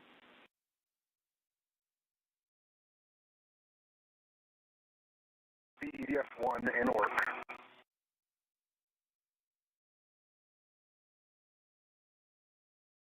Williams continuing to make good progress in removing the fasteners from the spare joint outside the International Space Station. And Jenny, I've increased my cooling to 7 for the time being.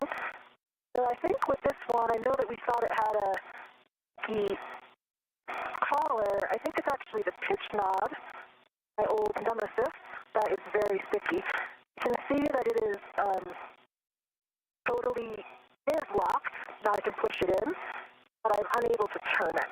Oh, wait, there it goes. Stop turning. We copy.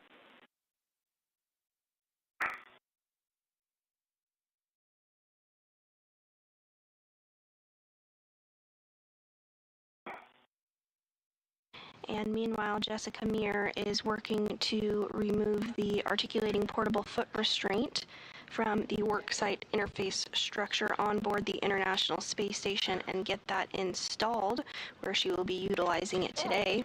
When the pitch knob is locked, can be depressed. Let's see, that was Charlie and 6, correct?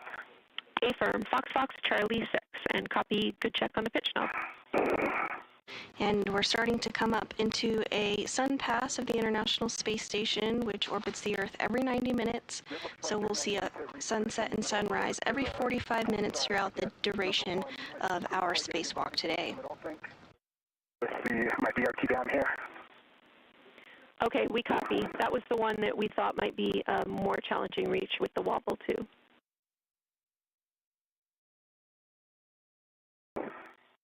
Yeah, if you had the shorter one, I think it would have been doable.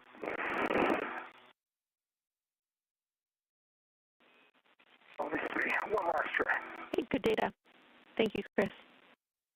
I have Charlie 6 as well. Copy. Those are good settings. We are ready for you to reconfigure the port APFR. We're looking for Fox Fox Lima 6.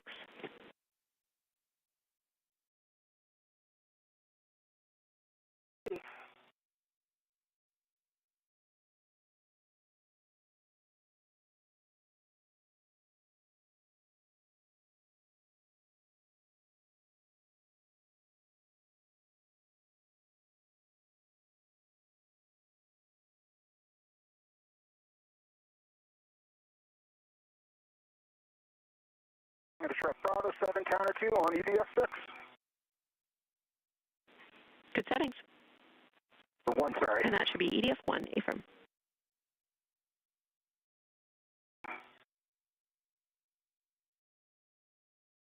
Five and a half turns. Copy 5. Johnny, I see that this handrail that I was planning on using for a lot of actions, which is just on the front face of ESC2, just starboard of my APFR, does have a handrail clamp on it. So does that mean I cannot waste tether to it?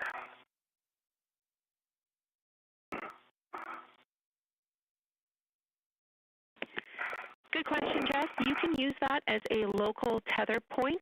Obviously, we don't want that to be your prime load path, but it's legal for a local.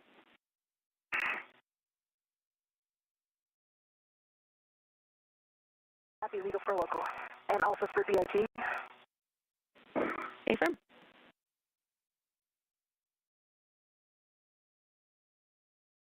Copy.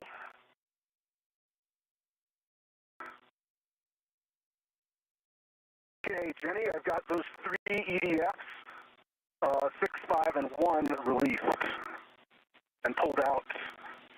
Copy. 6, 5, and 1 released and pulled out.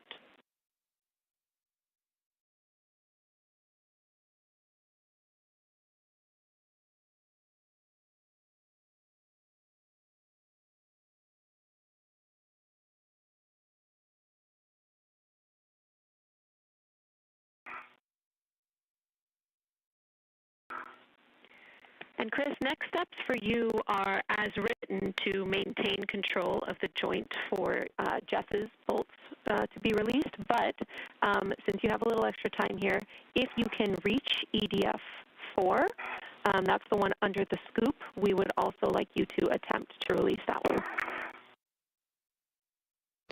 And we are getting some really great views of our spacewalkers today now that we are back in a day pass. NASA astronaut Chris Williams is wearing that spacesuit with the red stripes on the top of your screen, and NASA astronaut Jessica Meir is on the bottom left of your screen. You can just see her legs and feet there, but she is wearing the unmarked spacesuit today. In the center of your screen is the spare joint that our duo is working to remove from its temporary stowage location and get it in a configuration to eventually be able to install later today on the Canadarm2.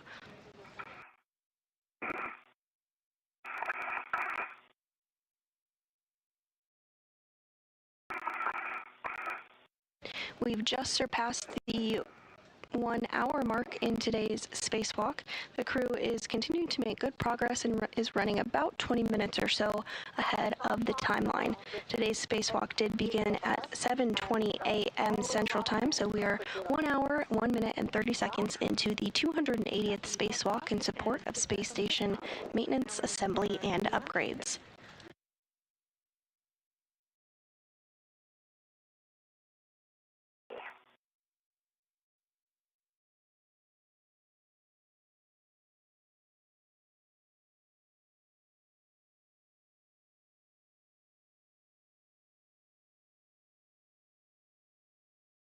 Five and a half turns on DF4.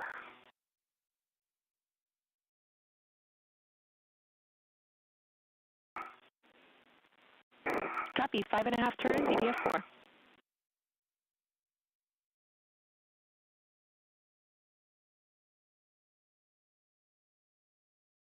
I see you stowing your PGT, Chris. We'll also take a confirmation that the lanyard can be pulled out.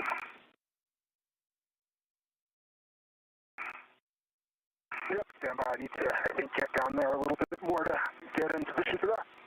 Copy. And NASA astronaut Chris Williams is working to stow that PGT or pistol grip tool for now, but it won't be the last that we see of it today, certainly. It will come into play quite a bit during today's spacewalk. Also in view just above his head there is the mini workstation, which has a variety of tools and tethers and items that will be utilized during today's spacewalk. After 5.5 turns.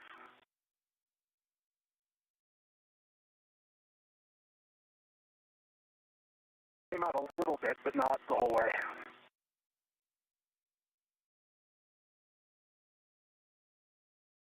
Copy. We're talking it.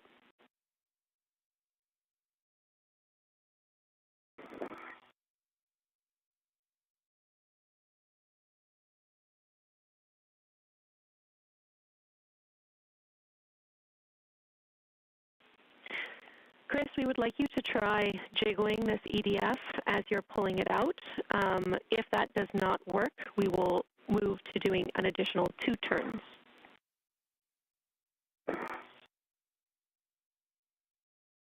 Copy. Let me, if I can get a better position here.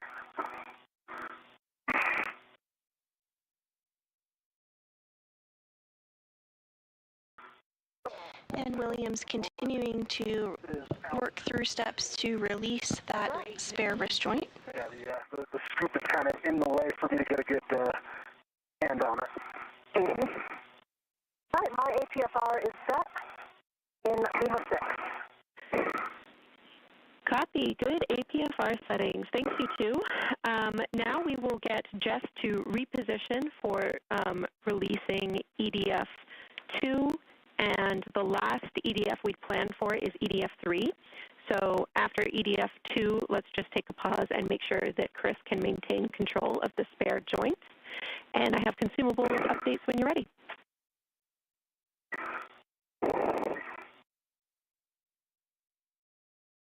EV1 copies all and ready. Two copies, just the 1 point. I'm in a good position right now for bolt 2. Since it's more port, I think I'm going to need to stay here more port, which means after the bolt, Chris, I could reposition a little bit to help you guide it in. Copy. Does that make sense to you? Does. I can... And Houston's fine with that plan.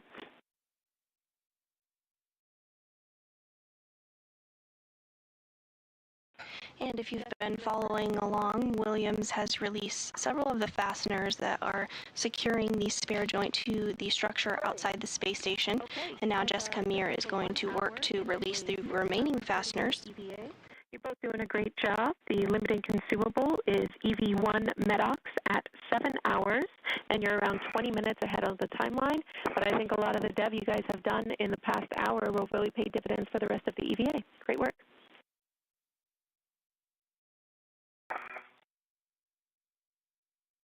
One copies. EV2.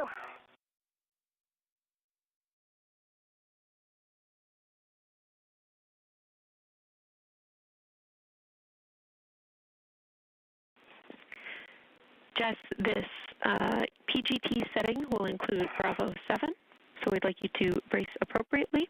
Let me know when you're ready for those settings.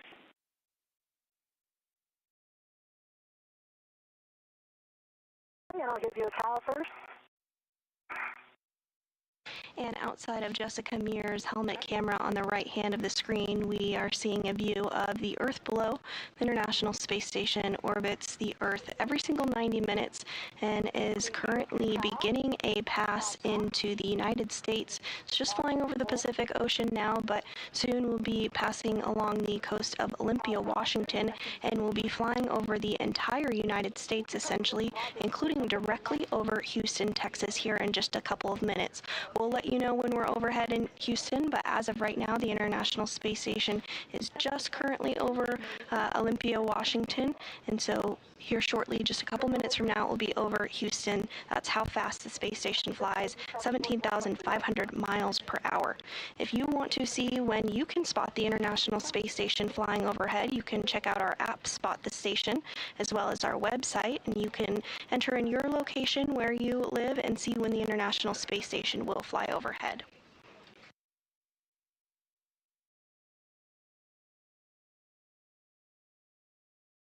And this view from inside the International Space Station Flight Control Room, where the Orbit 2 team is being led by NASA Flight Director Fiona Koviak. Here in Mission Control Houston, there are a variety of console positions that are staffed to maintain the International Space Station and its systems, including during today's spacewalk. Today's spacewalk is the 280th in support of space station maintenance, assembly, and upgrades. After the handover, and we can confirm Bravo 7 counter 2. Bravo 7 counter 2 is set, and I'm looking for 5.5 turns. Affirm, and we have it down that this is EDF 2. I'm on EDF 2. Copy. I'm starting turn. And as we regain some views and communications with the crew on board the space station, or outside the space station, rather, as they complete today's spacewalk, NASA astronaut Jessica Meir is completing the 5th spacewalk of her career, and she is currently working to remove some fasteners holding the spare joint for the Canadarm2 to the International Space Station that will be installed later on during today's spacewalk.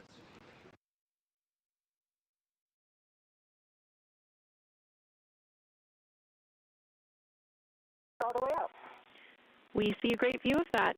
All right, we have one EDF left. We are tracking that is EDF 3. So we would like Chris to maintain control of the spare joint and give Jess a go to release EDF 3 when she is in position.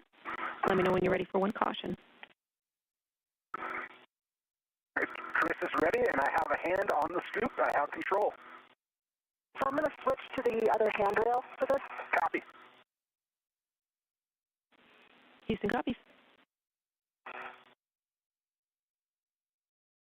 And this view of NASA astronaut Jessica Meir in the unmarked spacesuit on the lower portion of your screen as she works to remove that final fastener securing the spare joint to the space station. Above her is NASA astronaut Chris Williams in the spacesuit with the red stripes. He's serving as EV1, or extravehicular member 1, and Jessica Meir is serving as EV2 during today's spacewalk. Yeah, exactly. That's my thinking. Yep, I love it.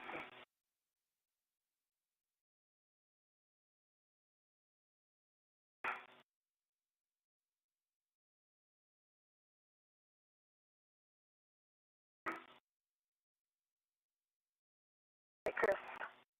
I've got control. Copy. Before you start turns, caution, minimize loads into the joint or mutt ball stack mutt on the CTC handrail. On. EV2. Hey, Chris, I'm starting turn. Houston copies.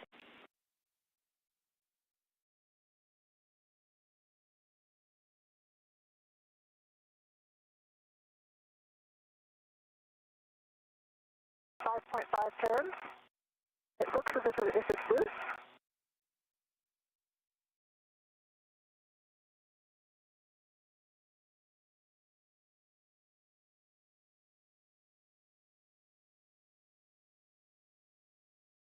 There's some space between the washers, but it is not pulling out. Yeah, I have that same Oh, there it thing. comes. Yeah. Oh, it's coming. All right. I think since it's box 1, it's a little bit side-loaded. Yep. I can see it moving. Okay. I'm going to... Does it look all the way out? I can't see it. It looks like it looks all the way out. I think it is as well. Okay, wait, before you pull it out, I'd like to fill my PGTs. Yep. Houston's following along. Looks like a I'm guessing I may need a little... good EDF. We'll verify all of them are still extracted before you release that joint, and then you can work together to move it out of stock and stow it on the mutt ball stack mutt. I can't see number 1, but I can see 5 and 6 are fully extracted. And as our crew members continue to work on removing that last fastener securing the Canadarm2 to the International Space Station, here is a view of the arm where the wrist joint will be repaired during today's spacewalk. As we mentioned, the International Space Station a few minutes ago was entering the United States. It's now currently flying over Amarillo, Texas at 17,500 miles an hour, so getting a view of the state of Texas below the Canadarm2. Here in just a couple of minutes, the International Space Station will be flying directly overhead in Houston. So if you're in Houston, if you're on your commute to work, make sure you give the space station and its crew members a little wave. All right, I got it out.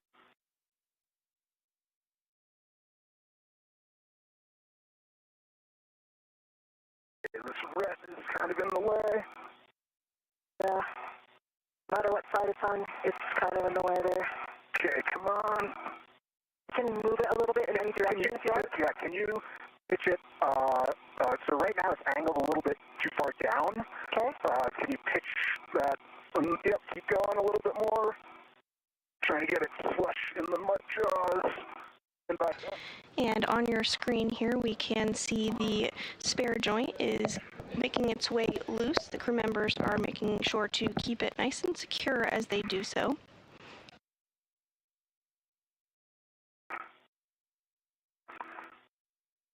Use the tether point to kind of wiggle it a little bit to get these paddles out. I can't hold on to anything except for like the edge of the front face here. Okay. Yeah, I think these paddles are not popping out. You just make sure. Okay. We got jaws closed, paddles out, and nope, not quite. Yeah, those There we go. Jaws closed, paddles out, and locked. Yeah, I see it. Copy. That is a great config. Good work, you two. The joint now should be tethered to ESP2. We will have you reposition the ball stack so that the joint is facing forward. This is for reach once you are ingress to the APSR, Chris. Copy, Kristen. I'm going to keep a hand on it to keep it away from me. Just obviously you can see for us to be watching are the two wrecks. Yep, I see them. They could easily get caught, like in the EDF and that kind of thing. Yeah, I kind of see one of them. I don't know if that you can see that closer one. It looks like it's underneath the MOI. I think it's okay where it is. Okay. Just to watch, you know, when we get it off. Okay. I think that's a good position. So that as far forward as I can get it. I think that looks like a good position to me. Okay. Let me try to see a little bit more. Well, I get as much reach as I can. I think that's about what we got. Vectors all look good from here. I got a great view of them.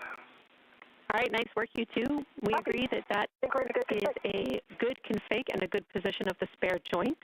I will take a glove inspection and HAP check from you both while we prepare to ingress the APFRs. The BD1 has a good dry HAP.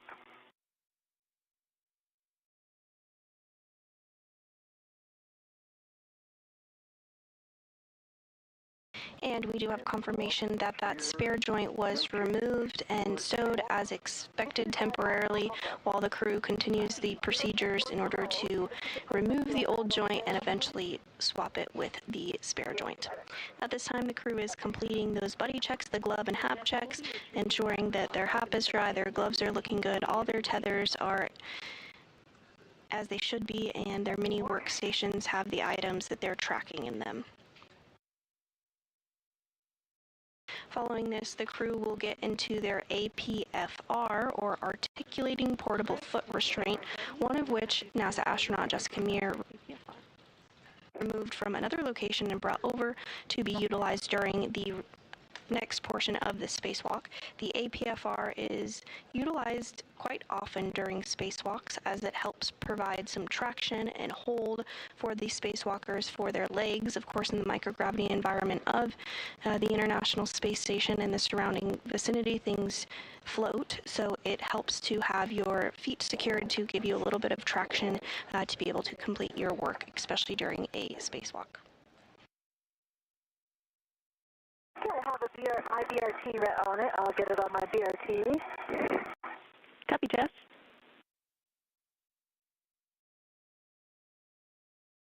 I'm getting back to the forward side, picking up my local. Copy. I have cautions for both of you. Let me know when ready. And a great view now of our spacewalking duo and the Canadarm2, which will have that spare joint swapped out on it today. So one at a time, with ingress aids only. No impulse or cyclic loading into the arm, please, and confirm that there is no motion before you do load the arm. The International Space Station is currently flying 260 statute miles over the Caribbean Sea.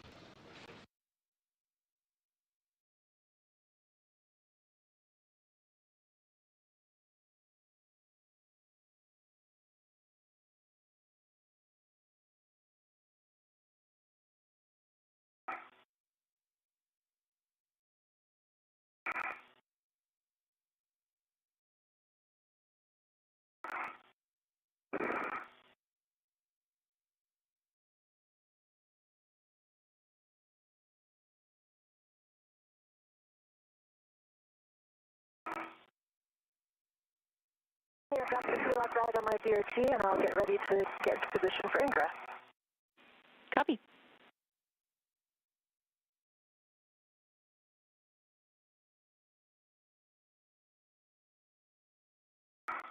Next up for our spacewalkers is some preparation for the Lee cluster remover. The Lee is the latching end effector and is similar to the hands of the Canadarm2, and that Lee cluster does need to be removed in order to get access to the area where the joint is going to be replaced. It is joint number 5 that the crew is going to be removing and swapping out today. That you put a waist tether down on the CTC so that you can control your role in the APFR later on. And we also want to let you know we had to power off your HECA for a couple of minutes for thermal reasons. Copy that. And I'm working on my left waist tether on the CTC. Copy.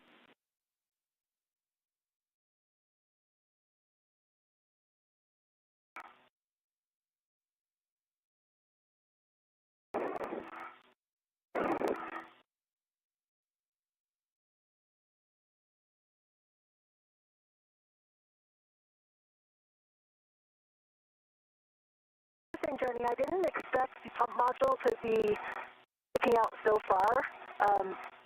It actually, the front lip of it actually extends over my yaw pedal.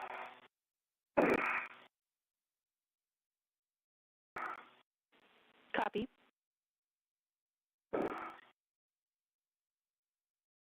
This shouldn't be a problem, just let me know what I see.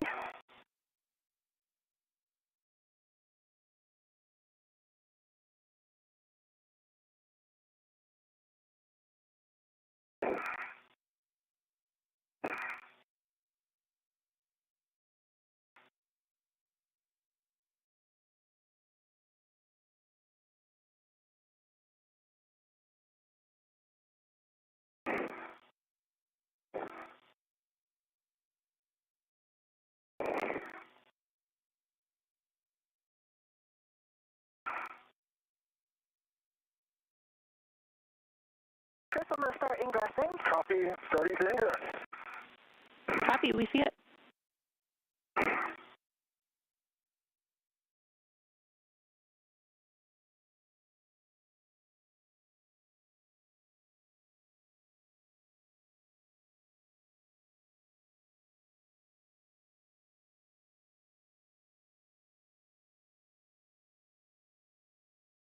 Right foot's in, heels locked. Good. Nice work, Jess. You can verify your ingress date is tucked in. Left foot's in, heels locked, and my ingress date is tucked. I gotta watch that. My thought, Chris, take a look at this. In this vertical position, I'm not going to be able to get my PGT out right against this MBSU. Oh my gosh, yeah. The pump module, yeah. Sorry, that's the pump module. Yeah, I think you need to take that out first. I will get my right, I'm going to take my right foot out and see if I can lean over enough. Because I can't, I have nothing to roll against either right now. Yeah, you might be able to yaw your way, like if you yaw to your right, Copy. you might be able to make space. You think I can reach my yaw pedal? It's under the lip of the, that's also under the lip of the pump module. You see that? Yeah, I think you could. Yeah, you're like right up against that pump module. That's not what I was Yep, you're on the yaw pedal right now. If you push your... I'm going to actually just try to do this. Yep, you're clear of it. You're clear. Yep. It's out. It's forward. All right, I'm going to ingress. Houston's following along. Great problem solving, you two. With the PGT out, Jess, you will be stowing that on the crew lock bag and also performing a socket swap.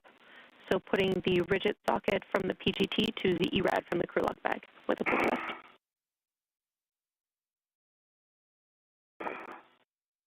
Easy, 2 copies, yeah. So basically what I did, Jenny, I was able to take one foot out, lean over, get the PGT in front of me, and that will feed her back in and lock. Nice work.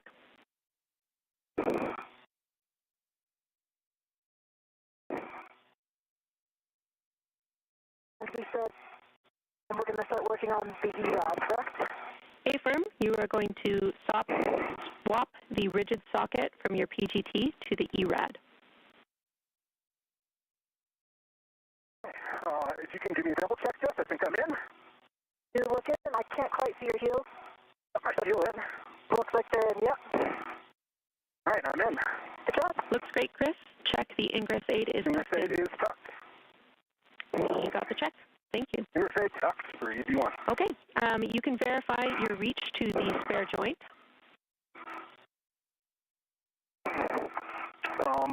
Yeah. So I can see it. I can see it too. Let me see. I think I have to.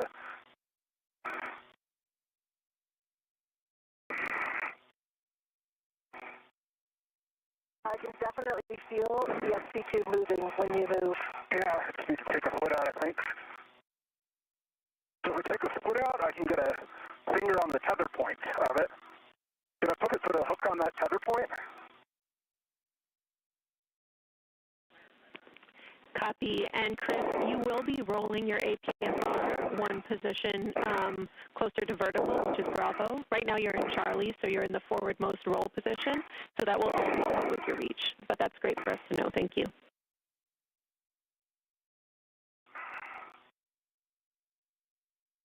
All right, I'm going to put my foot back in.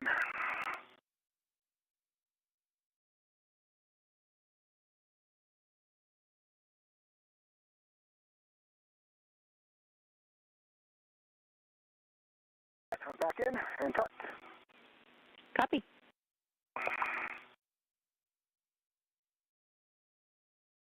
I have the 2-inch on my PGT on my pit pin. Before I fully remove it, I'm going to get the ERAD out. Copy.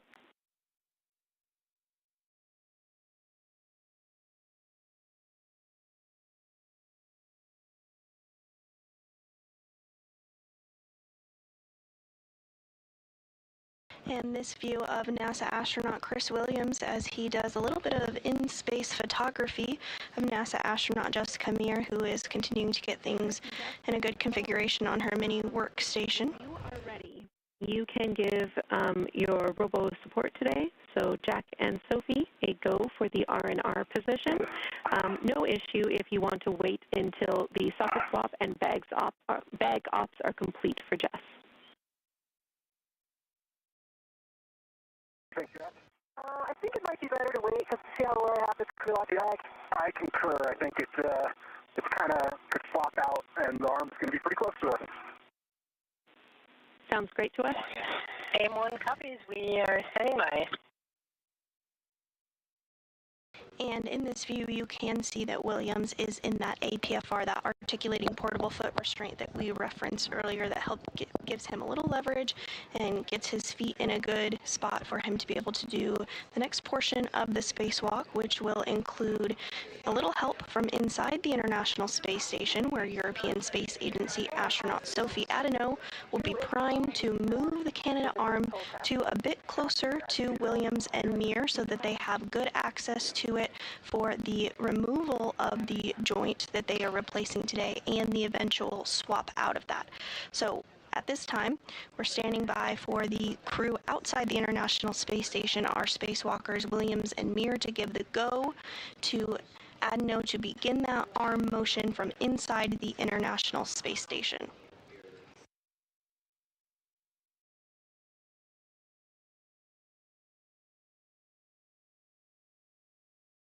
A second of downtime for our crew while they make sure they're in a good config for that. The International Space Station currently flying 260 miles over Brazil. Yeah, do you want to put it on the handle?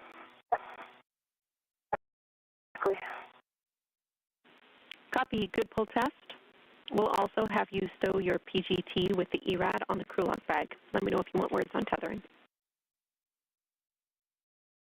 That's right. It's the wreck that was on the mutt. Affirm. It is the external small wreck. It was on the mutt, ball stack mutt. I don't see. I think we must have taken that off. We've deployed the mutt. Detach that one. That one was supposed to stay.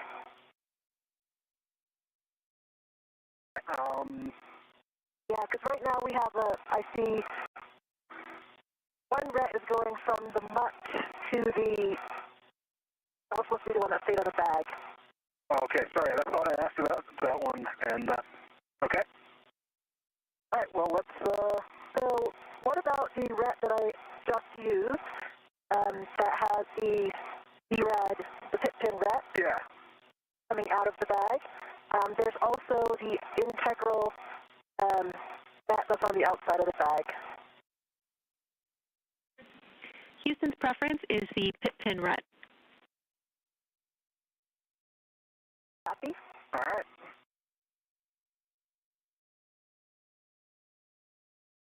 And if you're just joining us this morning, we're continuing to bring you live coverage of the 280th Spacewalk outside the International Space Station.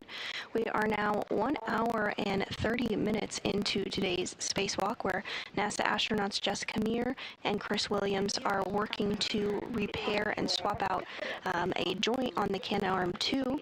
That spare joint that was outside the International Space Station has successfully been removed at this point and has put in a temporary stow location. The crew is now in their articulating portable foot restraints and getting everything set up ahead of the movement of the Canadarm2 from inside the International Space Station that will take place by European Space Agency astronaut Sophie Adeneau. Yeah, and A-firm, we do want it on a ret so that it reaches between you two when you're doing your operations at the arm, but you can, of course, put the tethered end of that ret on the adjustable D-ring if you want. That makes sense. Right now, I have, Chris, I have the tethered, and so I have it on the handrail, fits inside, so I'm going to detach the other side, and I'm going to use the other side on my PT. Sit and copy and concur. And conveniently, it looks like it's one of the ones that's really close to the top, so this won't be too bad. Sounds like we're headed to a good config.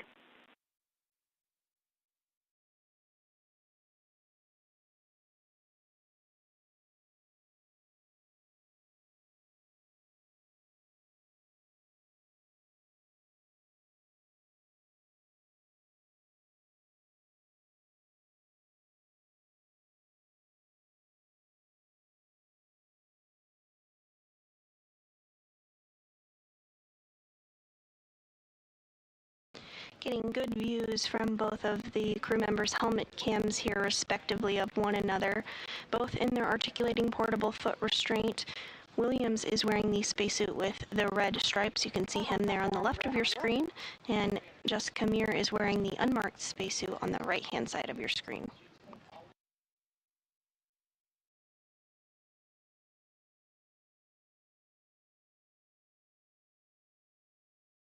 Jeremy, just a reminder, I'm putting the hook that I released from my end that goes down to my swing arm on my right bunny ear, in case I need a reminder on that. Copy. We'll track that. Thank you.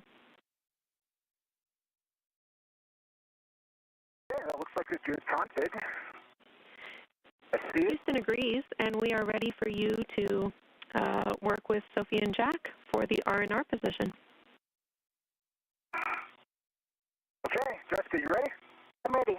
All right, Sophie and Jack, this is your EV team. We are ready for you to GC the arm into position. Our ingress aids are clear, and our tethers and tools are tucked in and clear. EV from M1, we copy. Give us a minute to prepare the maneuver. He copies. And with that, we did get the confirmation that everything is looking good from the outside of the International Space Station to begin that arm movement by the Canadarm2. This will help get the arm in a place where both of the crew members can access it a little more easily. As you can see, they're in their APFR, those articulating portable foot restraints, so a bit easier to bring the arm to them so that they can have that nice grip. And as you can see here, no bad days when you're outside the International Space Station doing a spacewalk. Williams getting some great photography in while they have a bit of a down moment awaiting this arm movement.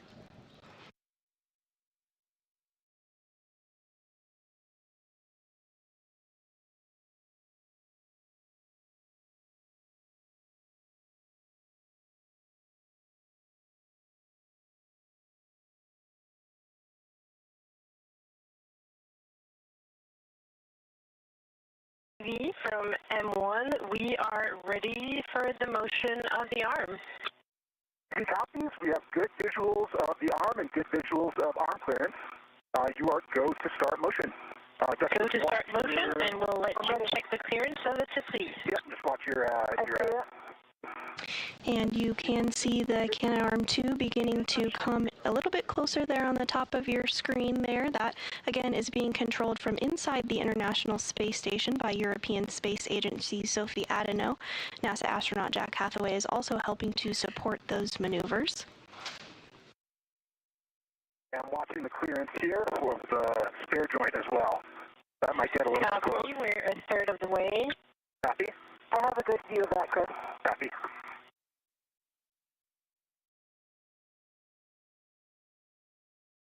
The arm continuing to be inched in slowly but surely by Adeno.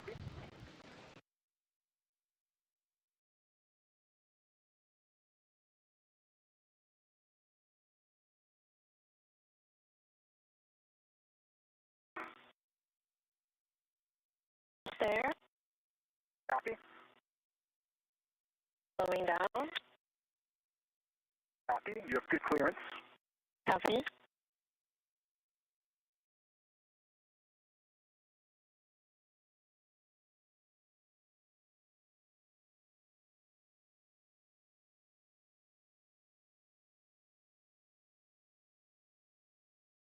From M1, we are at the published R&R position. Brakes are on. You are go to verify and assess the reach. The copies, brakes are on, and we are going to do a reach assessment. 82 copies. I can tell you that this is well out of my work envelope for reaching the joint on scoop 7. It's like several feet above my head. Yeah. I can reach the scoop on joint 6, and I actually think I could reach all of the EDFs on joint 6 from this position, and possibly the mate-demate with the ERAD, but I'll have to put a bolt on there to actually see because I can't see it. Copy that. Yeah, I have a good access to the scoops on 5 and 6. 7 I will need to roll to reach. That's a little bit out of my envelope. I might be able to if I took a foot out. I think the EDF number 3 on joint 6 is going to be hard for me to get with the 6-inch, so I might need the ERAD for that. I think the other ones, I can get all of them from this position. Okay, so... And following some excellent maneuvering of the cannon arm 2 by Adeno, we now see the arm is positioned perfectly between our two spacewalkers, NASA astronauts Chris Williams and Jessica Meir, to gain access to that joint in order to swap it out with the spare joint they've since removed from the International Space Station, now 1 hour and 37 minutes into the 280th spacewalk in support of space station maintenance, assembly, and upgrades. You know how the arm is like canted towards you? Towards me, yeah. So that's what's going to make it a difficult reach because I'll be getting close, you know, like Jenny had said, to joint 6. Yeah. I can lower my workstation so that that's not in the way, but I mean, if you can, I can show you where the scoop is. Look, where can you see where my ERAD is? Your ERAD, yeah, I can see that. It's at the tip of my ERAD up here. The other thing we can do that might be helpful, this will make it harder for me to reach ERAD, or sorry, number 5 on joint 6, but we can come a little bit towards you also. I don't think you can come toward me very much because of joint 6, because of that angle. Like, I'm actually only a foot away from joint 6 right now. Okay, copy. Because it's canted again, you know, toward me and away from you. All right, well, why don't we bring it down 30 centimeters and see where that puts us? Do you think we need to do significantly more? Let's start with that and we can assess. Okay, Zach and Sophie from ED, we are going to go for a GCA. We're going to be looking for 30 centimeters station nadir. And as we look at this view here, on the left of your screen, we have NASA astronaut Chris Williams. Just below him, on the lower right of your screen, is NASA astronaut Jessica Meir.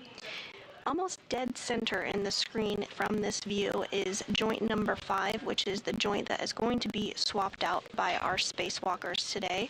So the duo is working alongside the ground team to ensure that they have the best possible positioning to access this joint in order to remove it and swap it out with the replacement joint, which you can see floating just behind Williams there, behind his arm, slightly to the left of the joint number 5.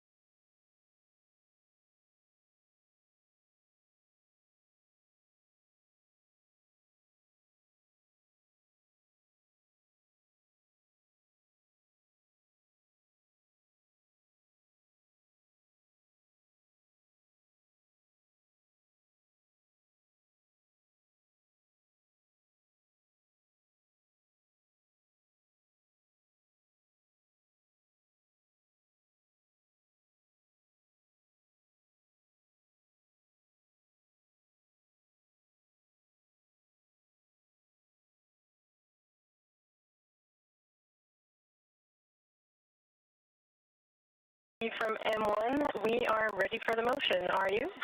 M1, ready for motion. Go to start motion. Okay, good. Start motion. Starting motion. I see motion, and it's good motion. Copy, good motion. And Adeno now moving the cannon arm slightly to better position it for access for the swap out of joint number 5. Ramping out. Copy, ramping out. Still a bit high, but maybe if I take a foot out, I think I might be able to just reach it. Okay. But I also want to make sure, that's what I'm going to be holding on to. Yeah, that you can get a good... So, I'm thinking about how it looks in the pool, and I think it was still further nadir than this. It's going to, of course, start making things more difficult for the EDF and the teammate. From M1, we did the motion of 20 centimeters. We could give you a little less than 10 more. Yeah, we can do... you want 10 more, Jessica? Yeah. Yeah, let's continue 10 more centimeters. Copy, starting motion for 10 more centimeters, station nadir. Copy. A bit more adjustment of the arm in order to get it into just the right place to ensure that both crew members have access to all the points that they will need to swap out that joint. Up there. All right, ramp out. Ramping out. I think that will do it. I'm going to have to, actually try to touch some things here and see how it goes. Yep, I think this will work for me as well. It may need the ERAD for number 6 on joint 5, but we'll see how it goes. Copy. I'm just going to adjust my TCD. Okay. Yep. So we're ready for brakes and to do a reach eval. M1. Copy. Standby 1. So right now we have the brakes on, and we need a couple more steps.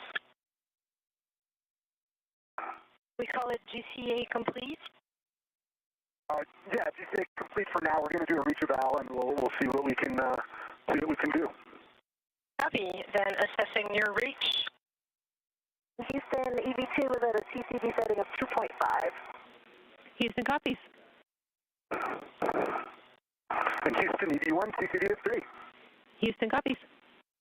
And before the cannon arm 2 is powered down for the swap out of the wrist joint, Williams and Meir are going to go ahead and make sure that from every angle that they need to access, that they have the proper reach in order to do so for that swap out. I just want to remind you about the scoop install. Hopefully the new positioning of the arm, a little more nadir, helps you access that joint 7 micro square while keeping the 6 EDFs in your reach chest. But we are ready for the scoop install as you're doing this assessment or after. EV copies. And M1, just to confirm, brakes are on. We're good for reach assessment. Yeah, confirmed. Brakes are on, but the arm is not saved. But first, the initial assessment of your reach, yes, you are go. Brakes are on. EV copies. Do you want to go ahead first, Jessica, and get some hands-on? Yeah, I can touch EDF 1. On joint 6, I'm talking now. I can touch EDF 1 and EDF 2. And also EDF 6. Definitely the limit of my EDF. Okay. And I can touch the EDFs 5, 4, and 3 on joint 6. And I can touch 2, 1, and 6 on joint 5. And I have a good reach to all of my microsquares. Copy. The joint 7 microsquare is still a little bit out of my reach, but I think I'm going to be able to get to it, especially if I take a foot out. Okay. And mate, D-mate, I cannot. Can you see it? Yeah. I can not. But if I took a foot out, I might be able to. Because right now, I have no eyes on it. I know where it is, and so I think that with the ERAD, it's going to be around here, right, Chris? Yep, I'm seeing if I can get eyes with my mirror on it. But I am struggling to see it. If you're just joining us this morning, we are 1 hour and 45 minutes into today's spacewalk outside the International Space Station, the 280th in support of space station maintenance, assembly, and upgrades. Thus far, our spacewalkers, NASA astronaut Chris Williams and Jessica Meir, have successfully removed the spare joint from its location on board the International Space Station and have temporarily stowed it. Forward position. Additionally, the Canadarm2 has been maneuvered into place by European Space Agency astronaut Sophie Adano from inside the International Space Station. Now, Williams and Meir are working to confirm that they have access to all the proper areas that they will need to begin the removal of the joint that is no longer working as expected, ahead of swapping it out with the new joint. Yeah, I'm not able to see it. It's a little too angled away from me. Okay, is it pointing, like, do we expect it to be pointing more towards me? It should be, actually, because since the whole joint 6 is canted this way, it should be also. Yeah, I think from the other position, so I think it would be a good idea for me to get the scoops on, and then that was the idea, Jenny, before, but weren't we also going to assess my reach for joint 5? I actually am not that worried about my reach for the EDF in joint 5. Yeah, Jess, we I think it's going to be are fine, comfortable with the reach assessment that we've heard so far, and we agree that the joint demate bolts will be more accessible for the other position. We would like you to install the scoops now, please. Copy. Thank you.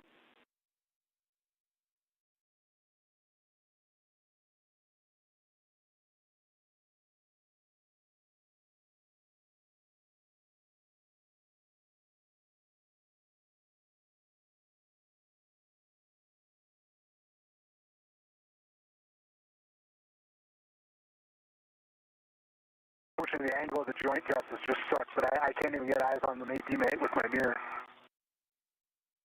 Copy. I can see the mate demate on joint 5 with my mirror, and I can see the indicator very well. Copy, Chris. Thanks for letting us know.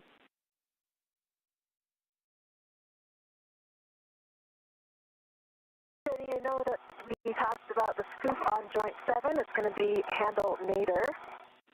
Affirm.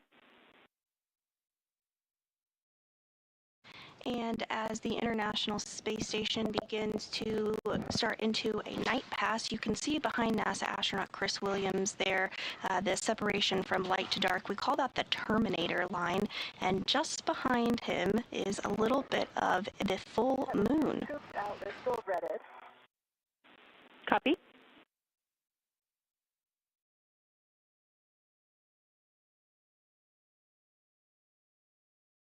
I'm going to put the one on joint 6 first because I think it might help me get the one on joint 7. Okay, that sounds great to us. Keep in mind that we had planned for this handle to be pointing aft in zenith, so toward the lee, but this is the one where you thought a different position might work better. I don't actually, I was going to try aft zenith first, but I think that the bayonet fitting interferes with the box. It's not going to let me do that, I don't think.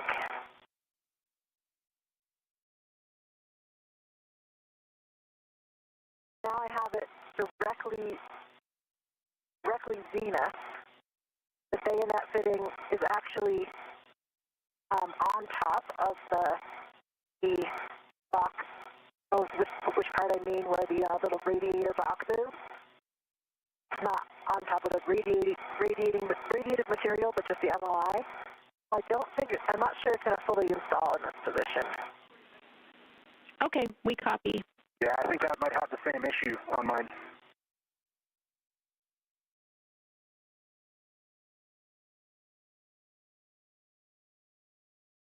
I think I might have to go forward. Or, like I had said,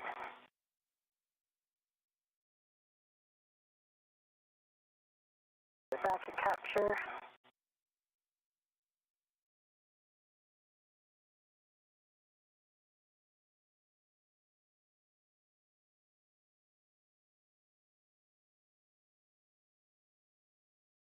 think this is going to be easier for reach.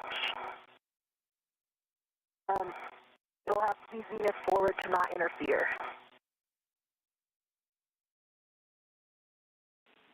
We copy.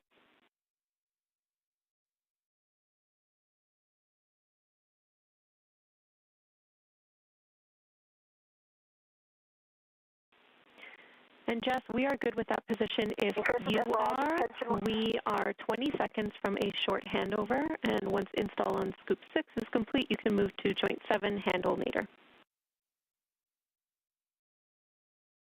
I think that it's the best option because of the bayonet fitting. I can't go either directly zenith or aft zenith.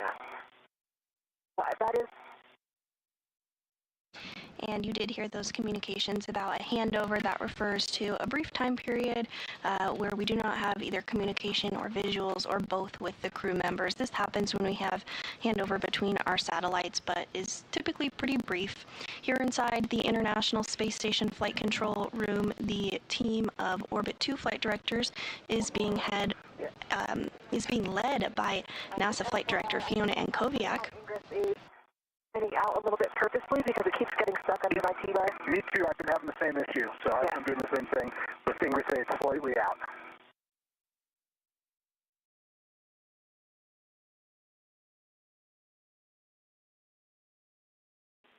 Houston's back with you after the handover.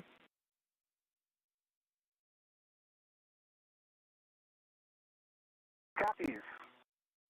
And there in the center of your screen, there is our ground IV, who is the lead for communicating with our spacewalkers today.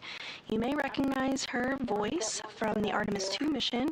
That is Canadian Space Agency astronaut Jenny Gibbons, who played a key role during the Artemis 2 mission and is playing a key role again today during today's spacewalk, the 280th in support of space station maintenance, assembly, and upgrades. We're approaching the 2-hour mark into today's spacewalk. This is the second spacewalk for Williams and the 5th for Meir. That is on there and locked. I've got both scoops on. And remind me of the rep plan. These scoops, Jenny? The red plan is you can leave the AET tethered to the scoops.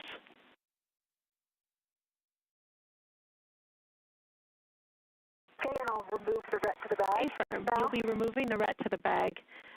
After you do that, you can hand off the whole crew lock bag or just the scoops to Chris. Chris will be installing his scoops and also stowing the crew lock bag on the boom tether point.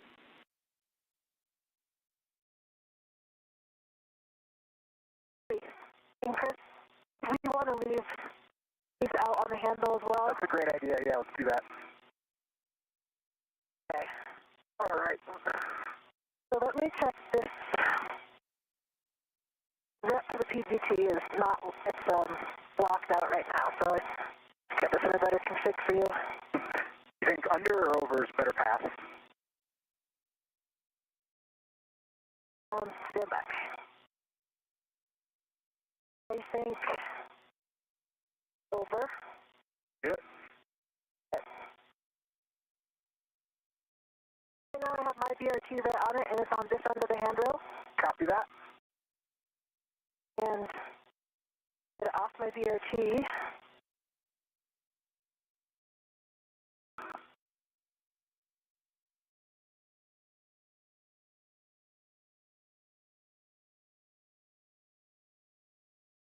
Coming over to you. Copy. Wait, stand by one. I still don't have a handle. Okay, don't pull yet because I have one more hook to remove. Copy.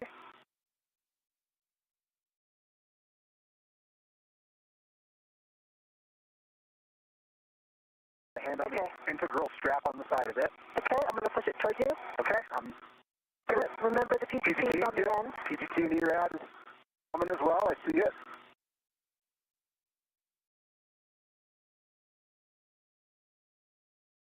And we just had a good view of NASA astronaut Jessica Meir handing over the mini workstation as well as that pistol grip tool that has been utilized throughout today's spacewalk over to NASA astronaut Chris Williams. Okay, it's on the tether point. I'm going to release your VRT rack. Copy. I'm ready for it. Nice work, you two. There it is. Is it Back. Oh, it's not locked. I mean, it's not unlocked. There it is. Not going to retract. Jess, we see you with that red badge. Once you're all cleaned up, you will be rolling 2 clicks station forward to Juliet for a continued reach assessment.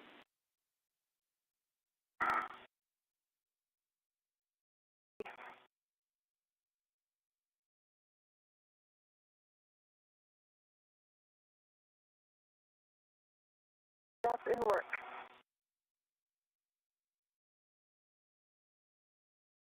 Your roll pedal. Foot is on it.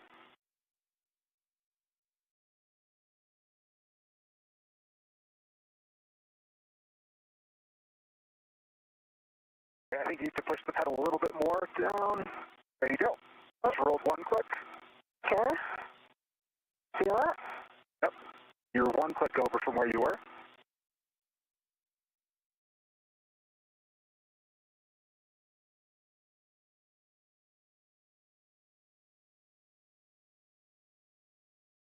So you're over 1 click. I think I moved more that time. Nope. It's just still 1 click from original. Okay. Williams and Meir continuing to verify access to all the areas that they will need in order to remove this joint that is no longer working on the Canadarm2 and replace it with a new joint that was already on board the International Space Station. They've already removed that spare joint and have it in a temporary stowage location while they work to verify this access, and then will remove the joint that is no longer working. Okay. Nice work. This wrist joint malfunctioned during normal Canadarm2 operations on May 27th, and the arm drew elevated motor current and did not move as expected. NASA did work alongside the Canadian Space Agency to understand the issue and determine today's spacewalk would be needed to replace the joint. Copy that. I'll start working on my scoops. The Canadarm2 launched on April 19th, 2001 on Space Shuttle Endeavour and was installed on April 22nd, 2001 by Canadian astronaut Chris Hadfield and NASA astronaut Scott Parazynski. 4 and 5. I can easily touch those. I'm so close that This is not the first time the Canadarm2 has been serviced. There have been 3 previous maintenance spacewalks on the arm, one in 2002, one in 2017, and the most recent in 2018.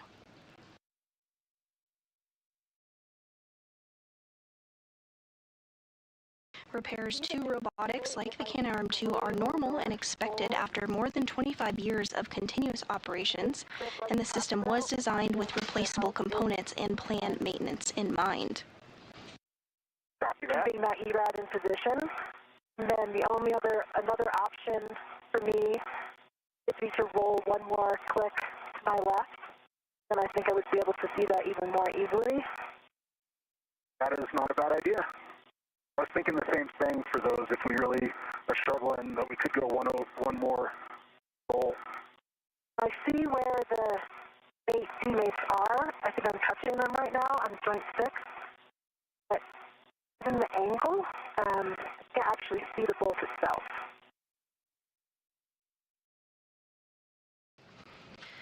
At this time, as we surpass the 2-hour mark in today's spacewalk, Meir and Williams are continuing to make good progress in the 280th spacewalk in support of space station maintenance, assembly, and upgrades.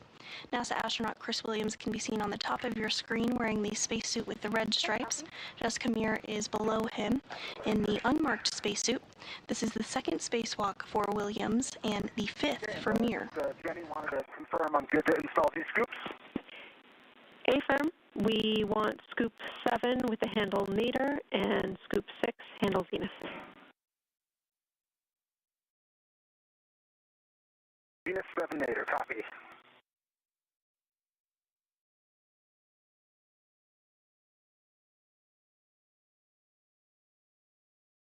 Chris, if you can push the PGT over here, I could do some reach assessments with it. Copy. Stand by 1 sec, and I will be right there.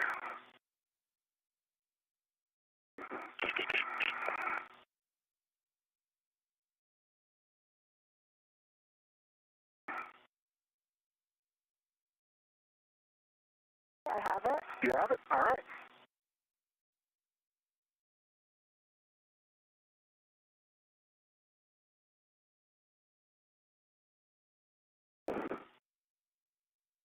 Okay, I've got my joint 6 scoop locked. Working on joint 7 scoop. Copy.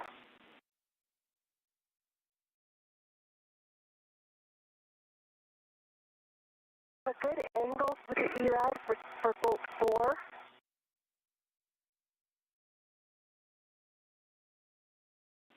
Houston copies.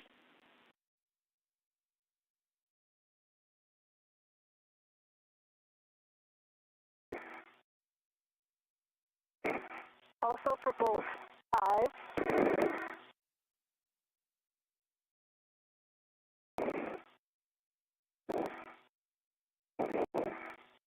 And for bolt 3. Copy. We'll take a test for the demate bolts.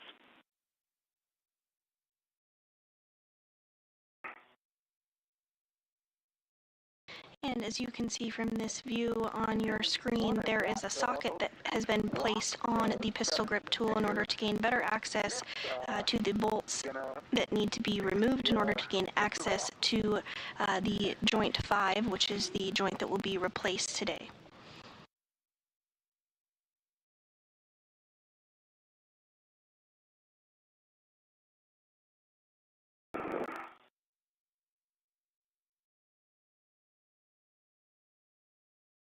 I think I'm in the area of the demate bolt right now. Chris, do you think that if you were able to get more forward, you could... Actually, I think I might try that roll because I can't see it. Okay. Unless you can see it. Not great. The big demate is right. Should be right near it, right? Yeah. Either here or here. You're right in the spot. Yeah. I can't see it with the shadow, or with the lack of light. Let me see if I take a foot out, if I can.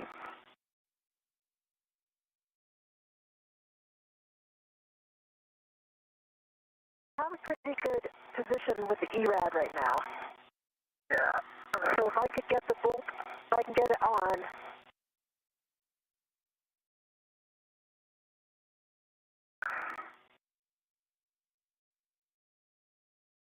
You know, I might be able to roll over one. All right, let me take my foot out and see if I can lean over and see it. Yeah. The foot I can get a lot closer, but I still can't. Kind of in a shadow right now. Okay, I see it. Williams and Meir working together to make sure that they have good visuals on the joint before working to remove that. It's all the way flush. Okay, yeah. This is the bolt. I'm on it. There are a series of bolts that they want to have good eyes on in order to properly release that joint. I think if I roll one more, it might be easier. See about 0.6. Pull the bag over to you a little bit. It's in my... Yep. Stand by. Pulling the bag. Got it.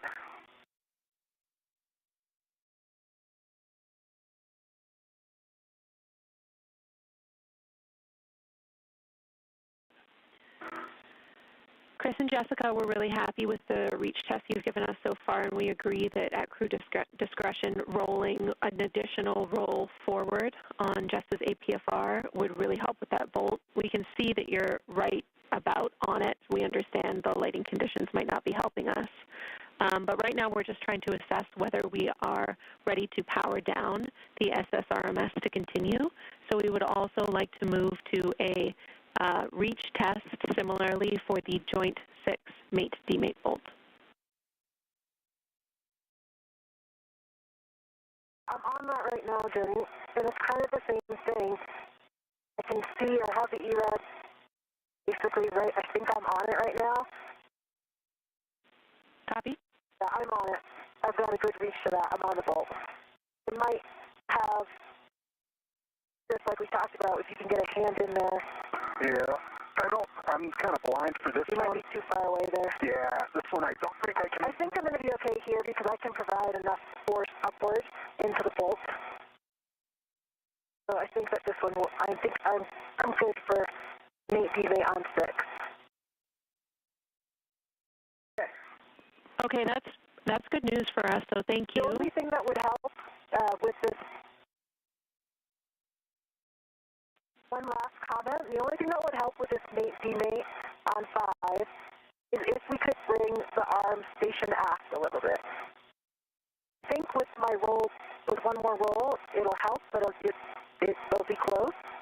But do you think our clearance for coming station aft, even like 5 or 10 centimeters? My perspective, I think that would work. I don't think it would make anything else worse. I think it would make that one better. Yeah, that works for me.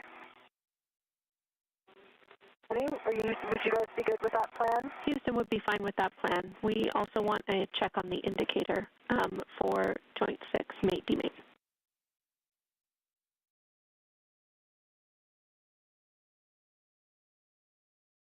NASA astronauts Chris Williams and Jessica Meir are continuing to evaluate their visuals and reach in order to begin the next portion of today's spacewalk, which will be to release the joint 5 from the Canadarm2 and swap it out with the spare joint that they have already grabbed from an area of the International Space Station.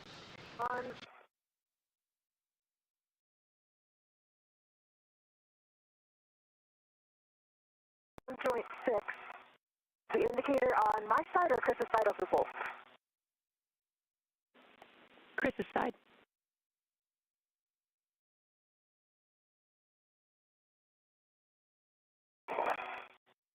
Okay.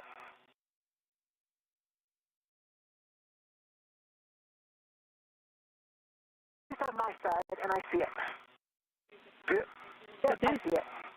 Copy. Here, it's better that it's on my side. Yeah. The one on joint 5 is on Chris's side. Joint 6 is on my side. So, yeah, I think...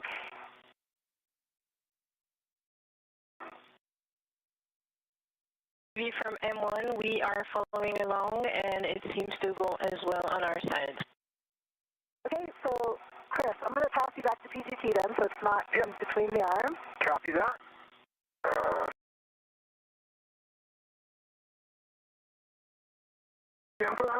I got it. Okay. Yeah, I'm going to just move it off to the side. I would suggest with 10 centimeters, and then I would call the stop early if I wanted to stop early. Okay, you have this GCA, Jess. Okay, copy. Stand by 1 and speak there.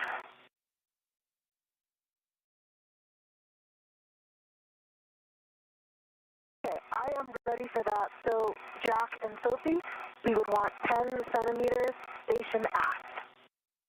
I'll call your stop if early. And that sounds great. We're about ready to give that to you. We think there's plenty of room between the tip boom and your APFRs, and we don't see anything in front of the tip lead as it moves station aft. The shoulder joint looks clear. So all that stuff, all those clearances look good to you guys too, from your perspectives. Confirm. Yep, we do have the crew lock bag attached to the arm tether point with PGT. And I'll just make sure those don't restrict the motion or get caught on anything. One copy, so give us a minute to prepare the motion. Following further assessment of reach and visuals on the area that needs full access to today, Meir and Williams are now proceeding with letting ESA astronaut Sophie Adeno inside the International Space Station know they'd like a slight adjustment on the Canadarm 2 to give them a little bit better visuals.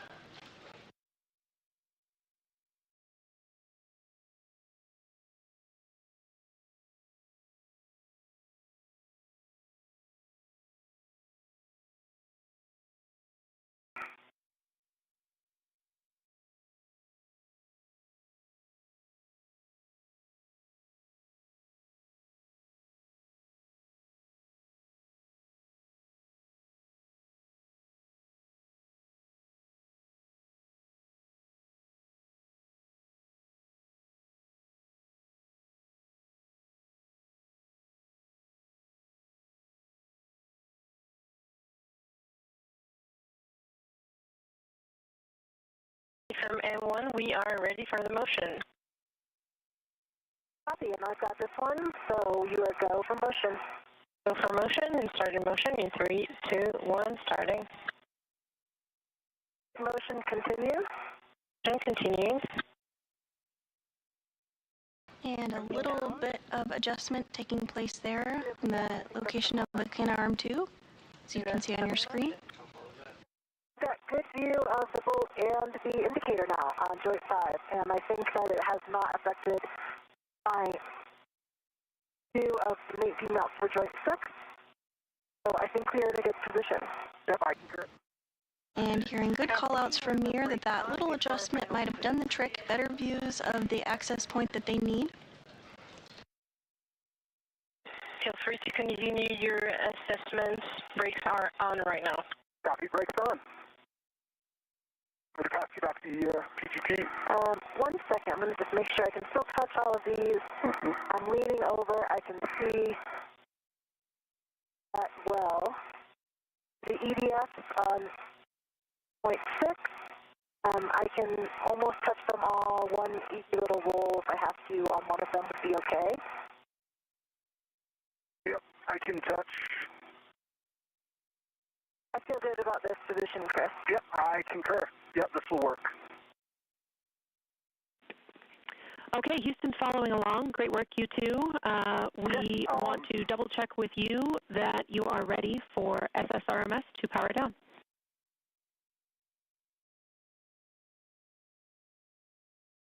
I'm comfortable with SSRMS power down. How about you, Jeff? I concur. Okay, ED is good for SSRMS power down. And 1 copies, and I understand that it's also GCA complete, and we are going to save the arm. Copies.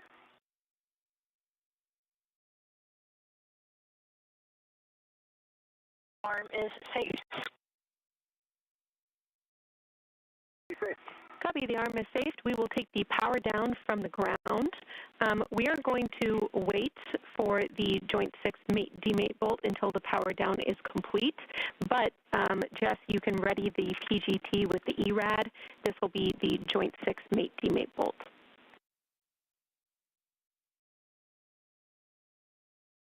And with that, we did get confirmation that the arm is in a config that allows the proper positioning as well as proper visuals for the next portion of today's spacewalk. You did hear the go for power down. Power down actually happens from here on the ground inside Mission Control Houston from our robo flight controller. So they'll step through procedures to power down the arm. That will take about 5 minutes or so. Will also involve your PGT for the EDF on joint 6. Yeah, I'll get my settings set. It's a third hand for this ERAD. Yeah.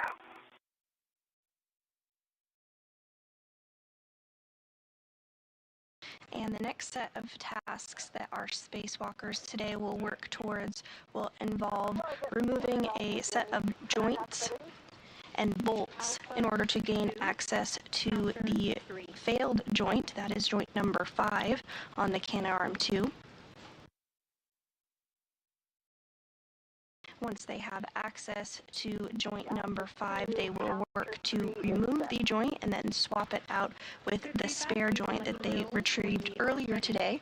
We are now 2 hours and 15 minutes into the 280th spacewalk in support of space station maintenance, assembly, and upgrades. I think I'm in a good position for that now with the ERAV aligned in the correct orientation.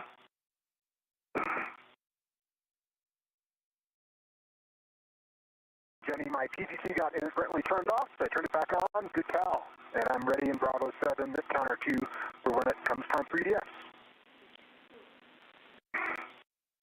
Probably timed out. That makes sense. Okay, copy. And Chris, we will have you stand by until we have released the mate-demate bolt.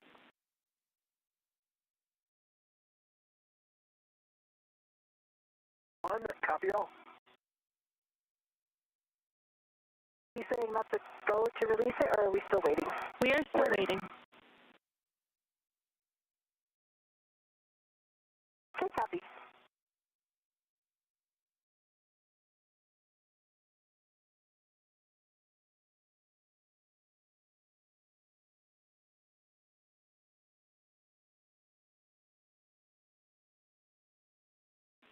While we're waiting for the power down here, Chris, we had EDF 3 and 4 written with your PGT, and then we thought that you might need for EDF 5 the ERAD.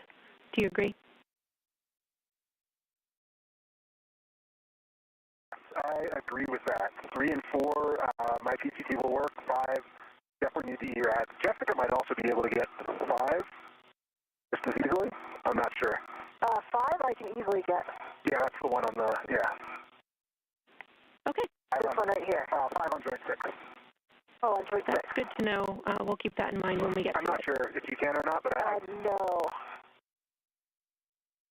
I can't even see 5. I can just see 6, 1. But, yeah. See 6, 1, and 2. Okay, yeah. Then I can take 5 with the ERAD. Copy all, you two. SSRMS is powered down. So with that, Jess, you have a go to release that joint 6 mate-demate bolts. This is 35 turns at the bolt, 70 turns on the ERAD at the PGT.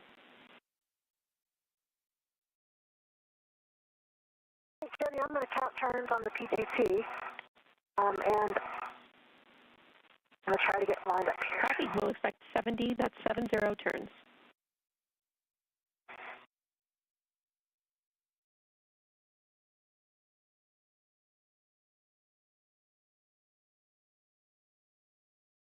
And with confirmation that the Canadarm2 has successfully been powered down from here on the ground in Houston, our spacewalkers are using the pistol grip tool, or the PGT, to help demate bolts on joint 6.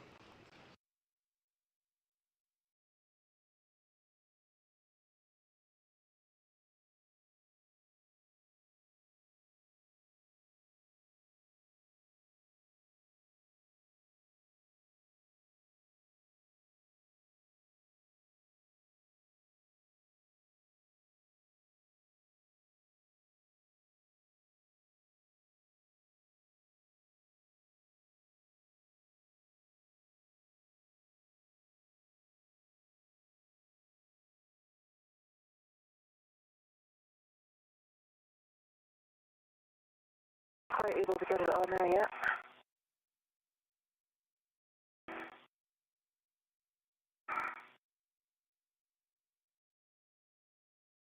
Copy.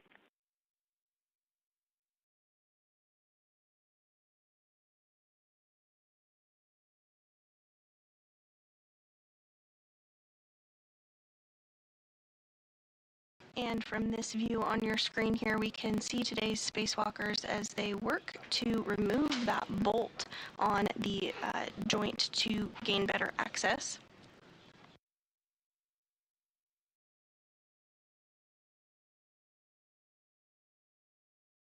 The joint number 5 that will be swapped out today is in the center of your screen relative to our spacewalkers.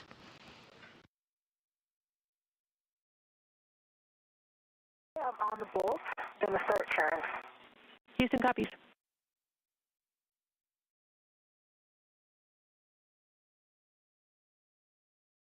And my PGC turned off.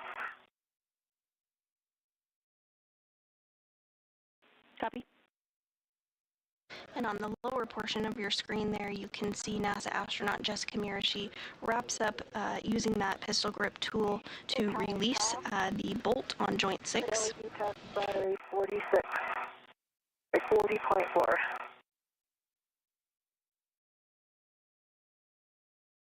Alpha 2, counter 3 set. Good readback of settings.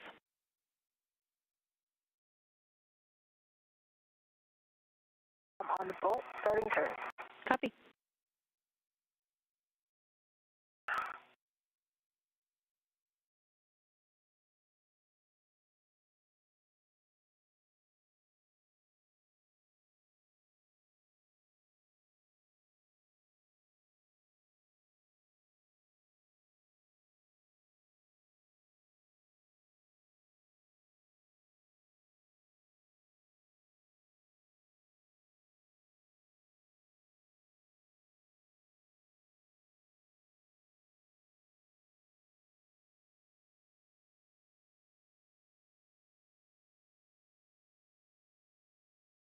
Meir and Williams are working to demate the bolts on the joint 6, though that's not the joint that will be swapped out today, that's joint 5.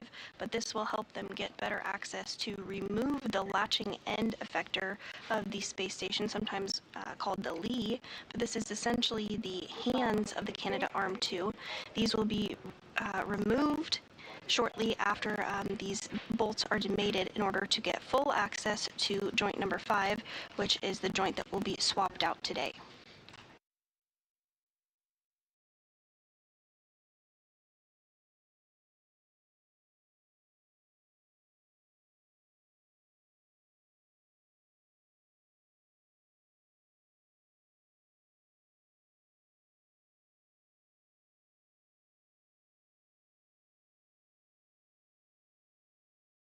Into a hard stop at counted 69 turns. I see 70 turns on the PGC. Copy. Hard stop. 69 turns, 70 on the PGT. Let's check the indicator.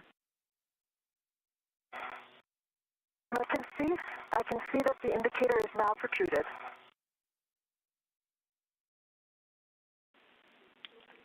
Okay, that is good news, Jess.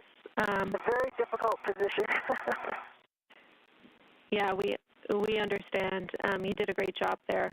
We will have you roll your APFR to Lima to a more vertical position. Your next step will be to drive the EDFs for release. And Chris, if you are in position, we will take a verification. I think I'm gonna... Go ahead, Jess.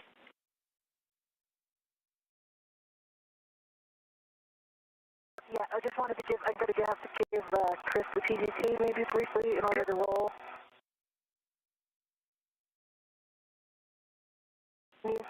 Okay, and once you are rolled appropriately, you will be releasing EDFs.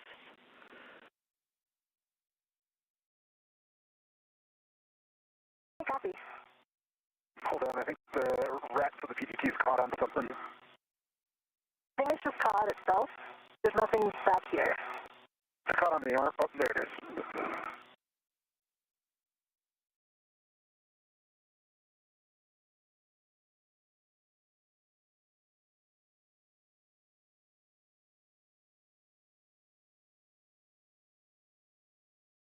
Chris, am I on the roll pedal? You are a little bit inboard. If you go a little bit wider out, they'll be there. There you are. Yeah, I saw you move up a clip.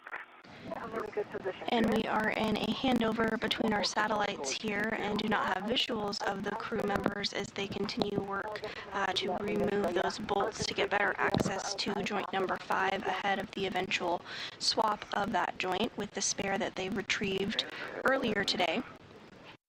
But we do still have voice communications with the crew aboard the space station. That looks like vertical.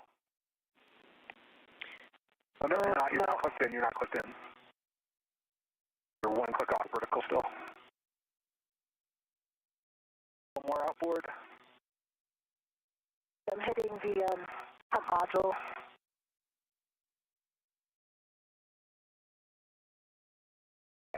There we go. You're still one click off vertical. Yeah, I think my plus is hitting the...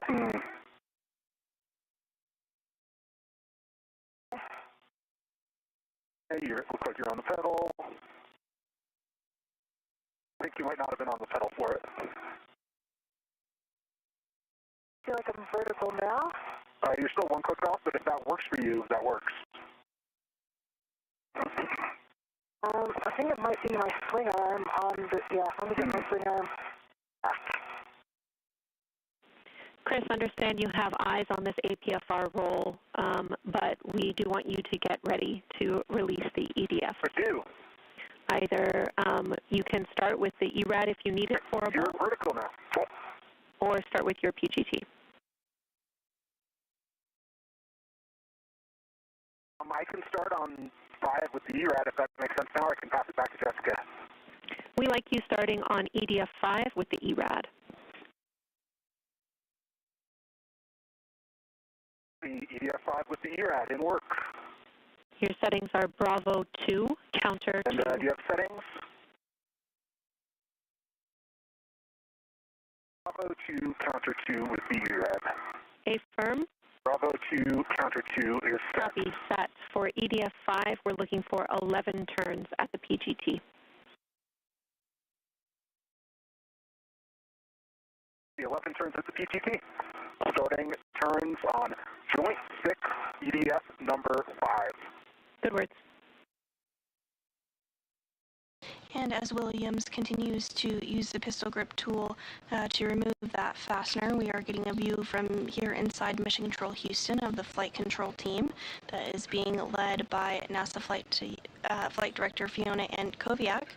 Today's ground IV is Canadian Space Agency astronaut Jenny Gibbons, and our Capcom, or capsule communicator, which has been communicating with the crew onboard space station, is JAXA, or Japan Aerospace Exploration Agency astronaut Aki Hoshide. Check on EDF 5. When Jess is ready, you can hand the PGT back to her.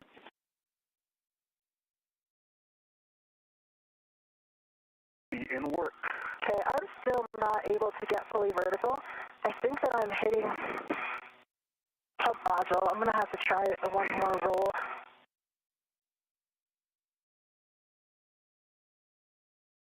On the pedal now? No, negative. You're on the loop. A little more outboard. You're on the pedal. Yep. You're on the toe, the heel clip, so a little bit more outboard still. Now you're on the pedal.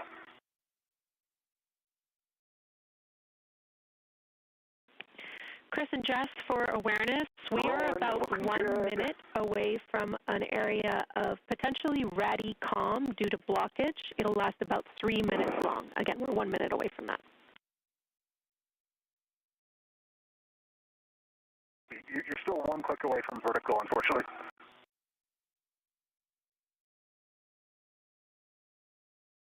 I feel like I'm hitting the module. Yeah. I think I'm going there, and then it doesn't lock because I'm hitting the module. You're like super close. I have my plus. I think my stapler plus is hitting the pump module, so... You look like you're there now. Okay. Yes, you're locked. You're there. Okay, I think it is locked now. Yep, I think you're there. Okay. All right, great job. Jess, you can take the ERAD PGT.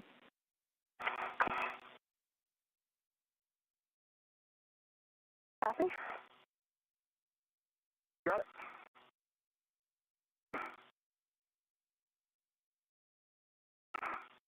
Have it. Okay, copy that. crew lock that kind of came with you. Hopefully it's not in the way. So why don't we lock this out a little bit? For the ret? Yeah. Well, it's okay right now. Okay. And I am good for any of these EDFs, or I'm going to say one for last.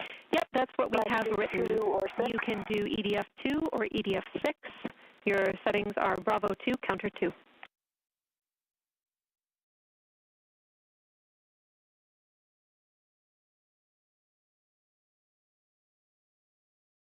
And Jenny, I am ready to work on 3 and 4, looking for settings. Bravo 7, counter 2, settings for Chris.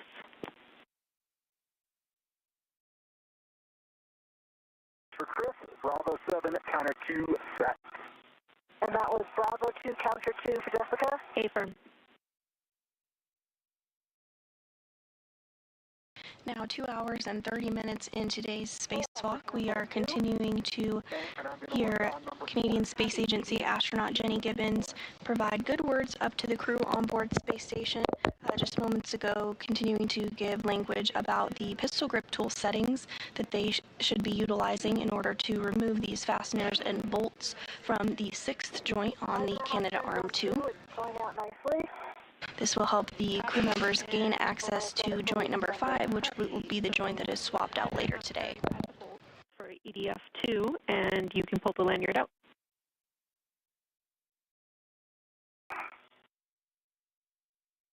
Actually, Jenny,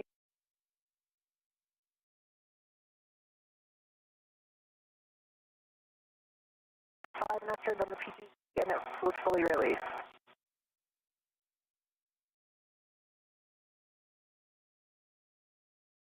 And it does look like we are in that expected period of communications where we don't have perfect communications. This happens from time to time when we have handover between our satellites, but we don't expect it to last long, just about 3 minutes or so. Then we'll have communications restored with the crew that is outside the International Space Station currently, as well as to the ground. We might hear intermittent communications between now and then as well. 5.5 turns and pulled out fully. Okay, Houston's back with you. I'm going to get into a position That for was 6. Radicom. We copy EDF4 released and pulled out. Jess, I missed your clarification on EDF2.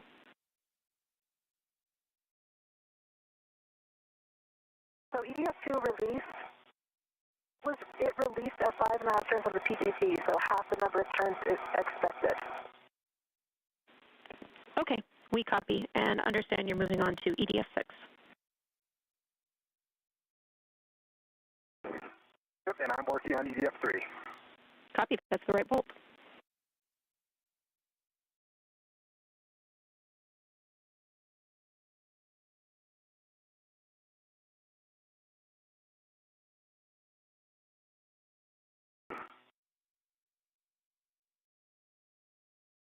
Starting EDF6. Copy.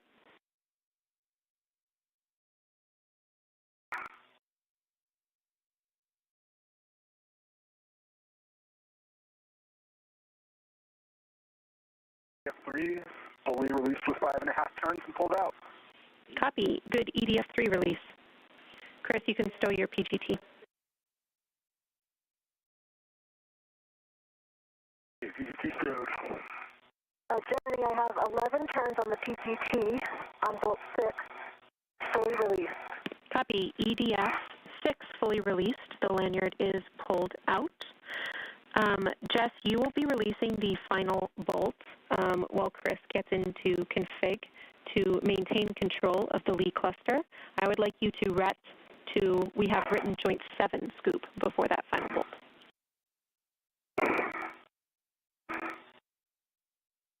Copy, and that was just with a mini workstation rep. Affirm, 25 seconds to handover.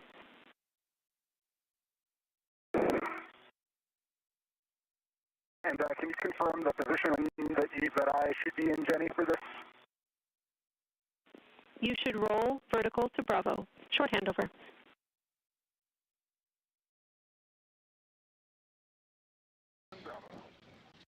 If you're just joining us today, we are 2 hours and 34 minutes into the 280th spacewalk outside the International Space Station. NASA astronauts Chris Williams and Jessica Meir exited the Quest airlock at 7:30 a.m. Central Time this morning and are working to replace a wrist joint that malfunctioned during normal Canadarm2 operations on May 27th. Thus far, the crew has retrieved the spare joint from the International Space Station and temporarily stowed it, and are working to complete procedures in order to gain access to joint number 5, which includes removing some bolts and attachments and eventually removing the lee or latching end effector, essentially the hands of the Canadarm2. Anywhere on the EDF or anything. Copy.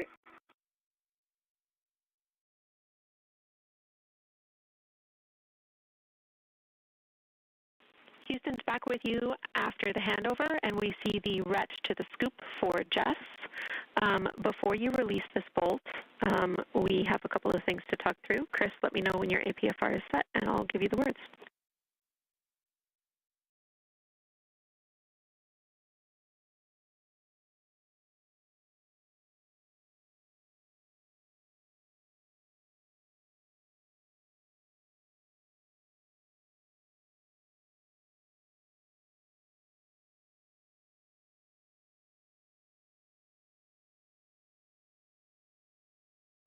And just one quick thing, we need to move the spare point. It's kind of in the way.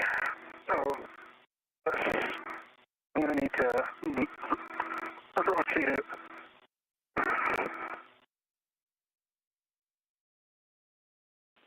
Copy, we see that.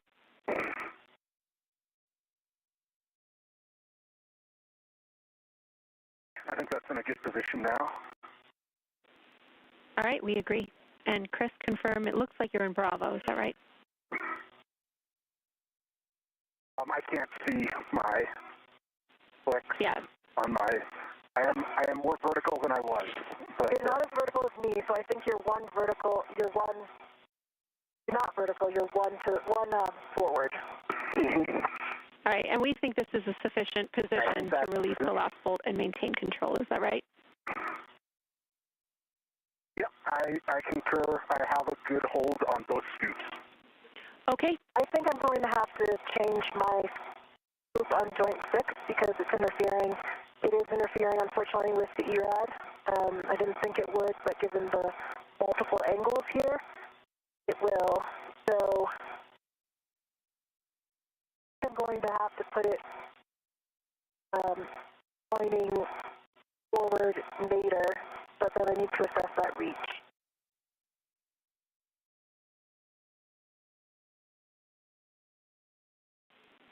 Copy, we're talking about it. 30 seconds to hand over. PGT, if that might work. I probably could do it with your PGT, but then you would have to put your PGT back. Yeah. So, what do you guys think, Jenny? Short handover.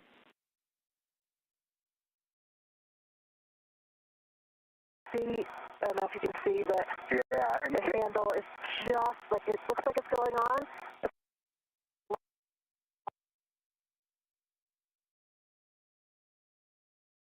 And we're in another brief handover period between our satellites, but we'll regain those communications and visuals here shortly.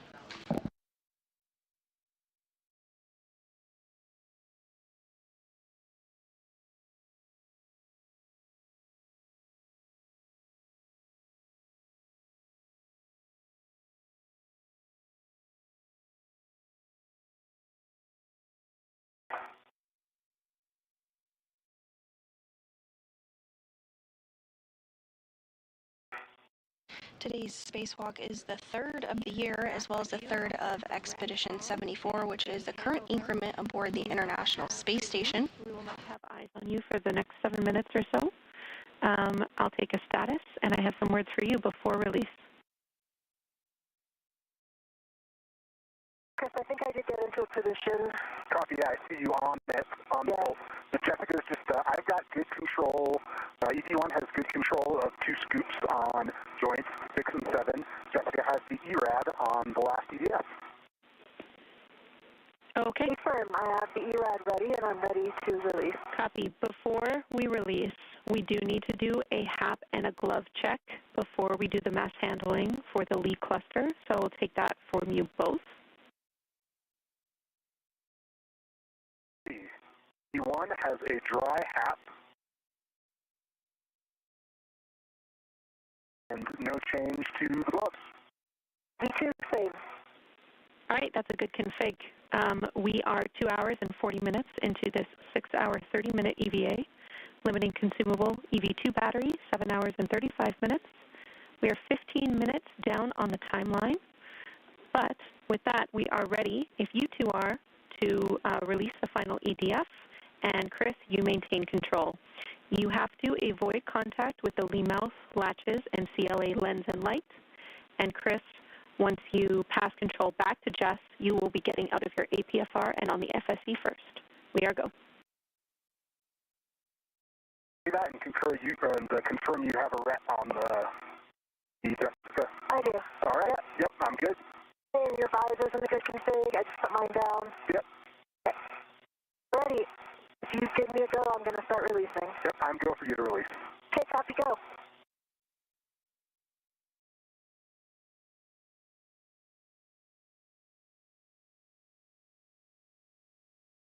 And with that, we did hear a bit of communication between the ground and our spacewalkers, NASA astronauts, Chris Williams and Jessica Meir. We heard a glove and a HAP check. That, again, happens from time to time throughout the duration of every spacewalk that we do. The crew takes a look at their gloves, makes sure there's no cuts or tears in the gloves, as well as does a HAP, helmet absorption pad check. This is a absorbent pad that is inside the helmet of every crew member when they do a spacewalk to help absorb any liquid should it become loose during a spacewalk. Both crew members reported good gloves, good HAPs, and have the go to remove the last attachment on the Lee cluster, that latching end effector cluster, essentially the arms of the hands rather of the Canadarm 2.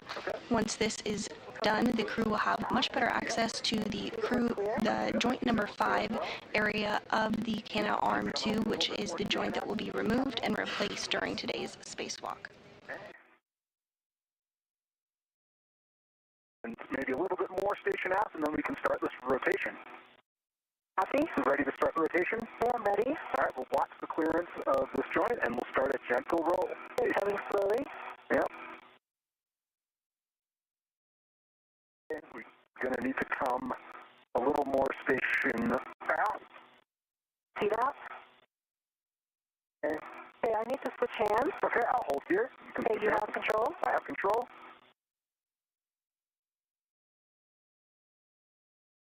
Back on. Okay, if you're back on, I'm going to switch hands. Okay.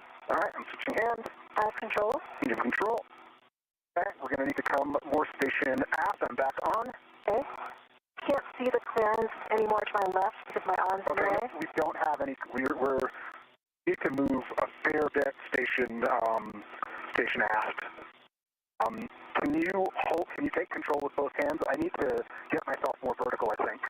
I have control with both hands. All right, you have control with both hands. I'm releasing. And I am working to get myself fully vertical.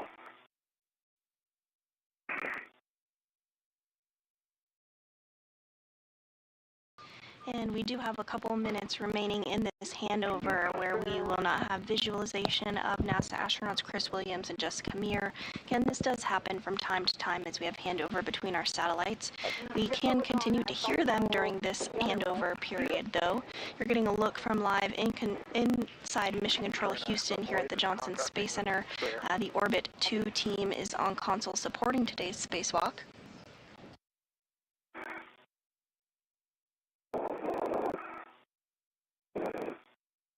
I'm in a comfortable position, so take your time.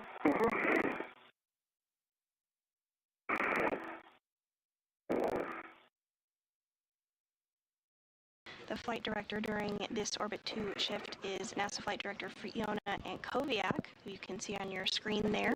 Today's ground IV, who has been communicating with the crew during the duration of today's spacewalk, now approaching 2 hours and 45 minutes, is Canadian Space Agency astronaut Jenny Gibbons. Repositioning this spare, which is right in my workspace.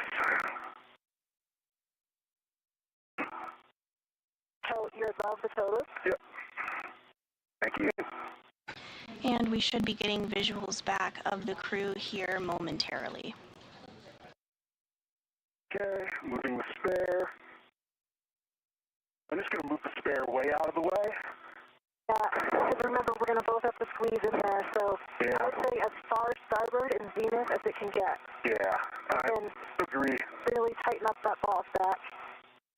Also, just so you don't get caught or anything, the camera on your rep, right, the rep on your camera is not, yeah. I see it. And it's, yeah, I think I'm looking at the rest of your tethers, and I see a good config. I think it gives me a preview as well. All right. Yep, I'm looking at you. Your tethers all looking at good config. You need to bring the Lee a little bit more towards me so I can get a hand on it. Okay? Okay. I'm working it. And I've got one hand.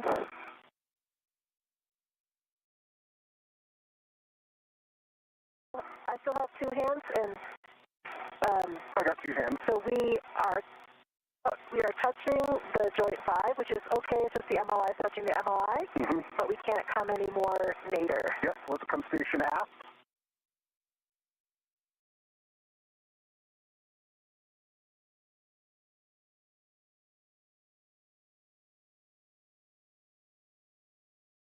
Okay.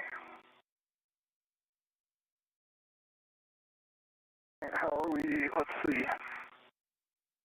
I'm about as far aft as I can get with my hand. Yeah, same for me. Right now, I wish my scoop on joint 7 was pointed 180 out. Yeah. And as you can see on your screen here, now that we do have those visuals back, the Lee, or latching end effector, the hands of the Canadarm2 have successfully been removed by Williams and Meir. They're going to now work on temporarily stowing that Lee cluster, as they don't need it right this second. They'll next move towards replacing the joint number 5, but then once that is complete, they will need to reinstall this Lee that they just removed to ensure functionality of the arm has fully returned. Okay, so we need to come more aft.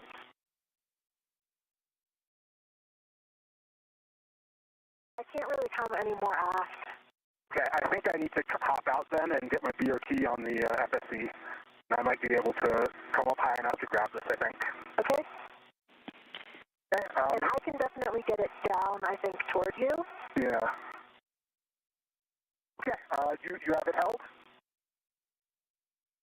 Firm. I have good control. Okay, I'm releasing control. I have control. You have control. Houston's following along. We agree with the plan. Chris, once you are down on the FSC with your VRT down, and you are close enough to one of the scoops, you will be putting down a ret for a ret swap. See that? I've egressed, and I'm coming down the FSC. One thing to remember that when we get in and out of the HPFRs, you can feel it move. Yeah. So, you know, extra tight grip because everything moves, including Frozy in your hand. Yeah. I'm going to roll this APFR. And a pretty breathtaking view here of NASA astronaut Chris Williams from his helmet camera as he peers down at the Earth below as it flies just off the coast of Baja, California. You can see the arm 2 extended out as the duo works to repair that joint number 5 in the Canadarm2, which launched on April 19th, 2001 on Space Shuttle Endeavour and was installed on April April 22nd, 2001 by Canadian astronaut Chris Hadfield and NASA astronaut Scott Parazynski. The arm has been an absolute workhorse for the assembly and maintenance and upgrade of the International Space Station. It's played a key role during a number of spacewalks throughout the over 25 years of continuous human presence on board the space station, and also is utilized to move experiments around outside the external portion of the International Space Station, and is used to capture and berth the Cygnus cargo spacecraft.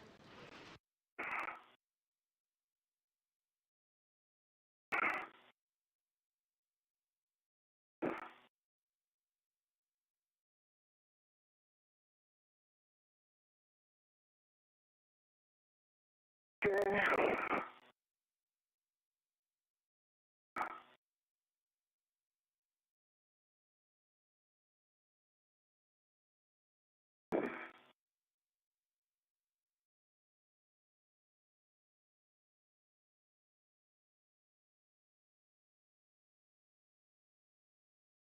At this time, we are continuing to get those helmet views of NASA astronaut Chris Williams as he moves his way over to temporarily stow the latching end effector that Meir and Williams just removed. You are beginning to see a little bit of a view on his wrist there of his procedures. That checklist is utilized by the spacewalkers throughout the duration of their spacewalk, as well as when they are depressing and repressing alongside teams on the ground who are following very closely with those same procedures here in a little more detail, but the crew members do have access to that throughout the duration of their spacewalk.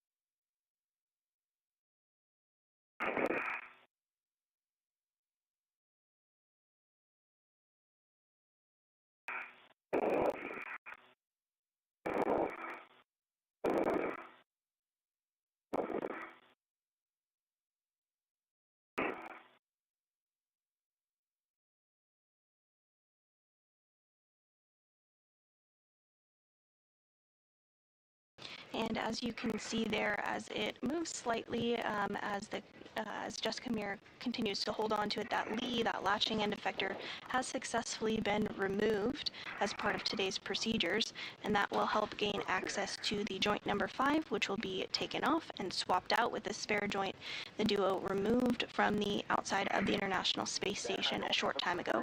But first, that Lee needs to be temporarily stowed in a location just slightly out of the way to allow access to joint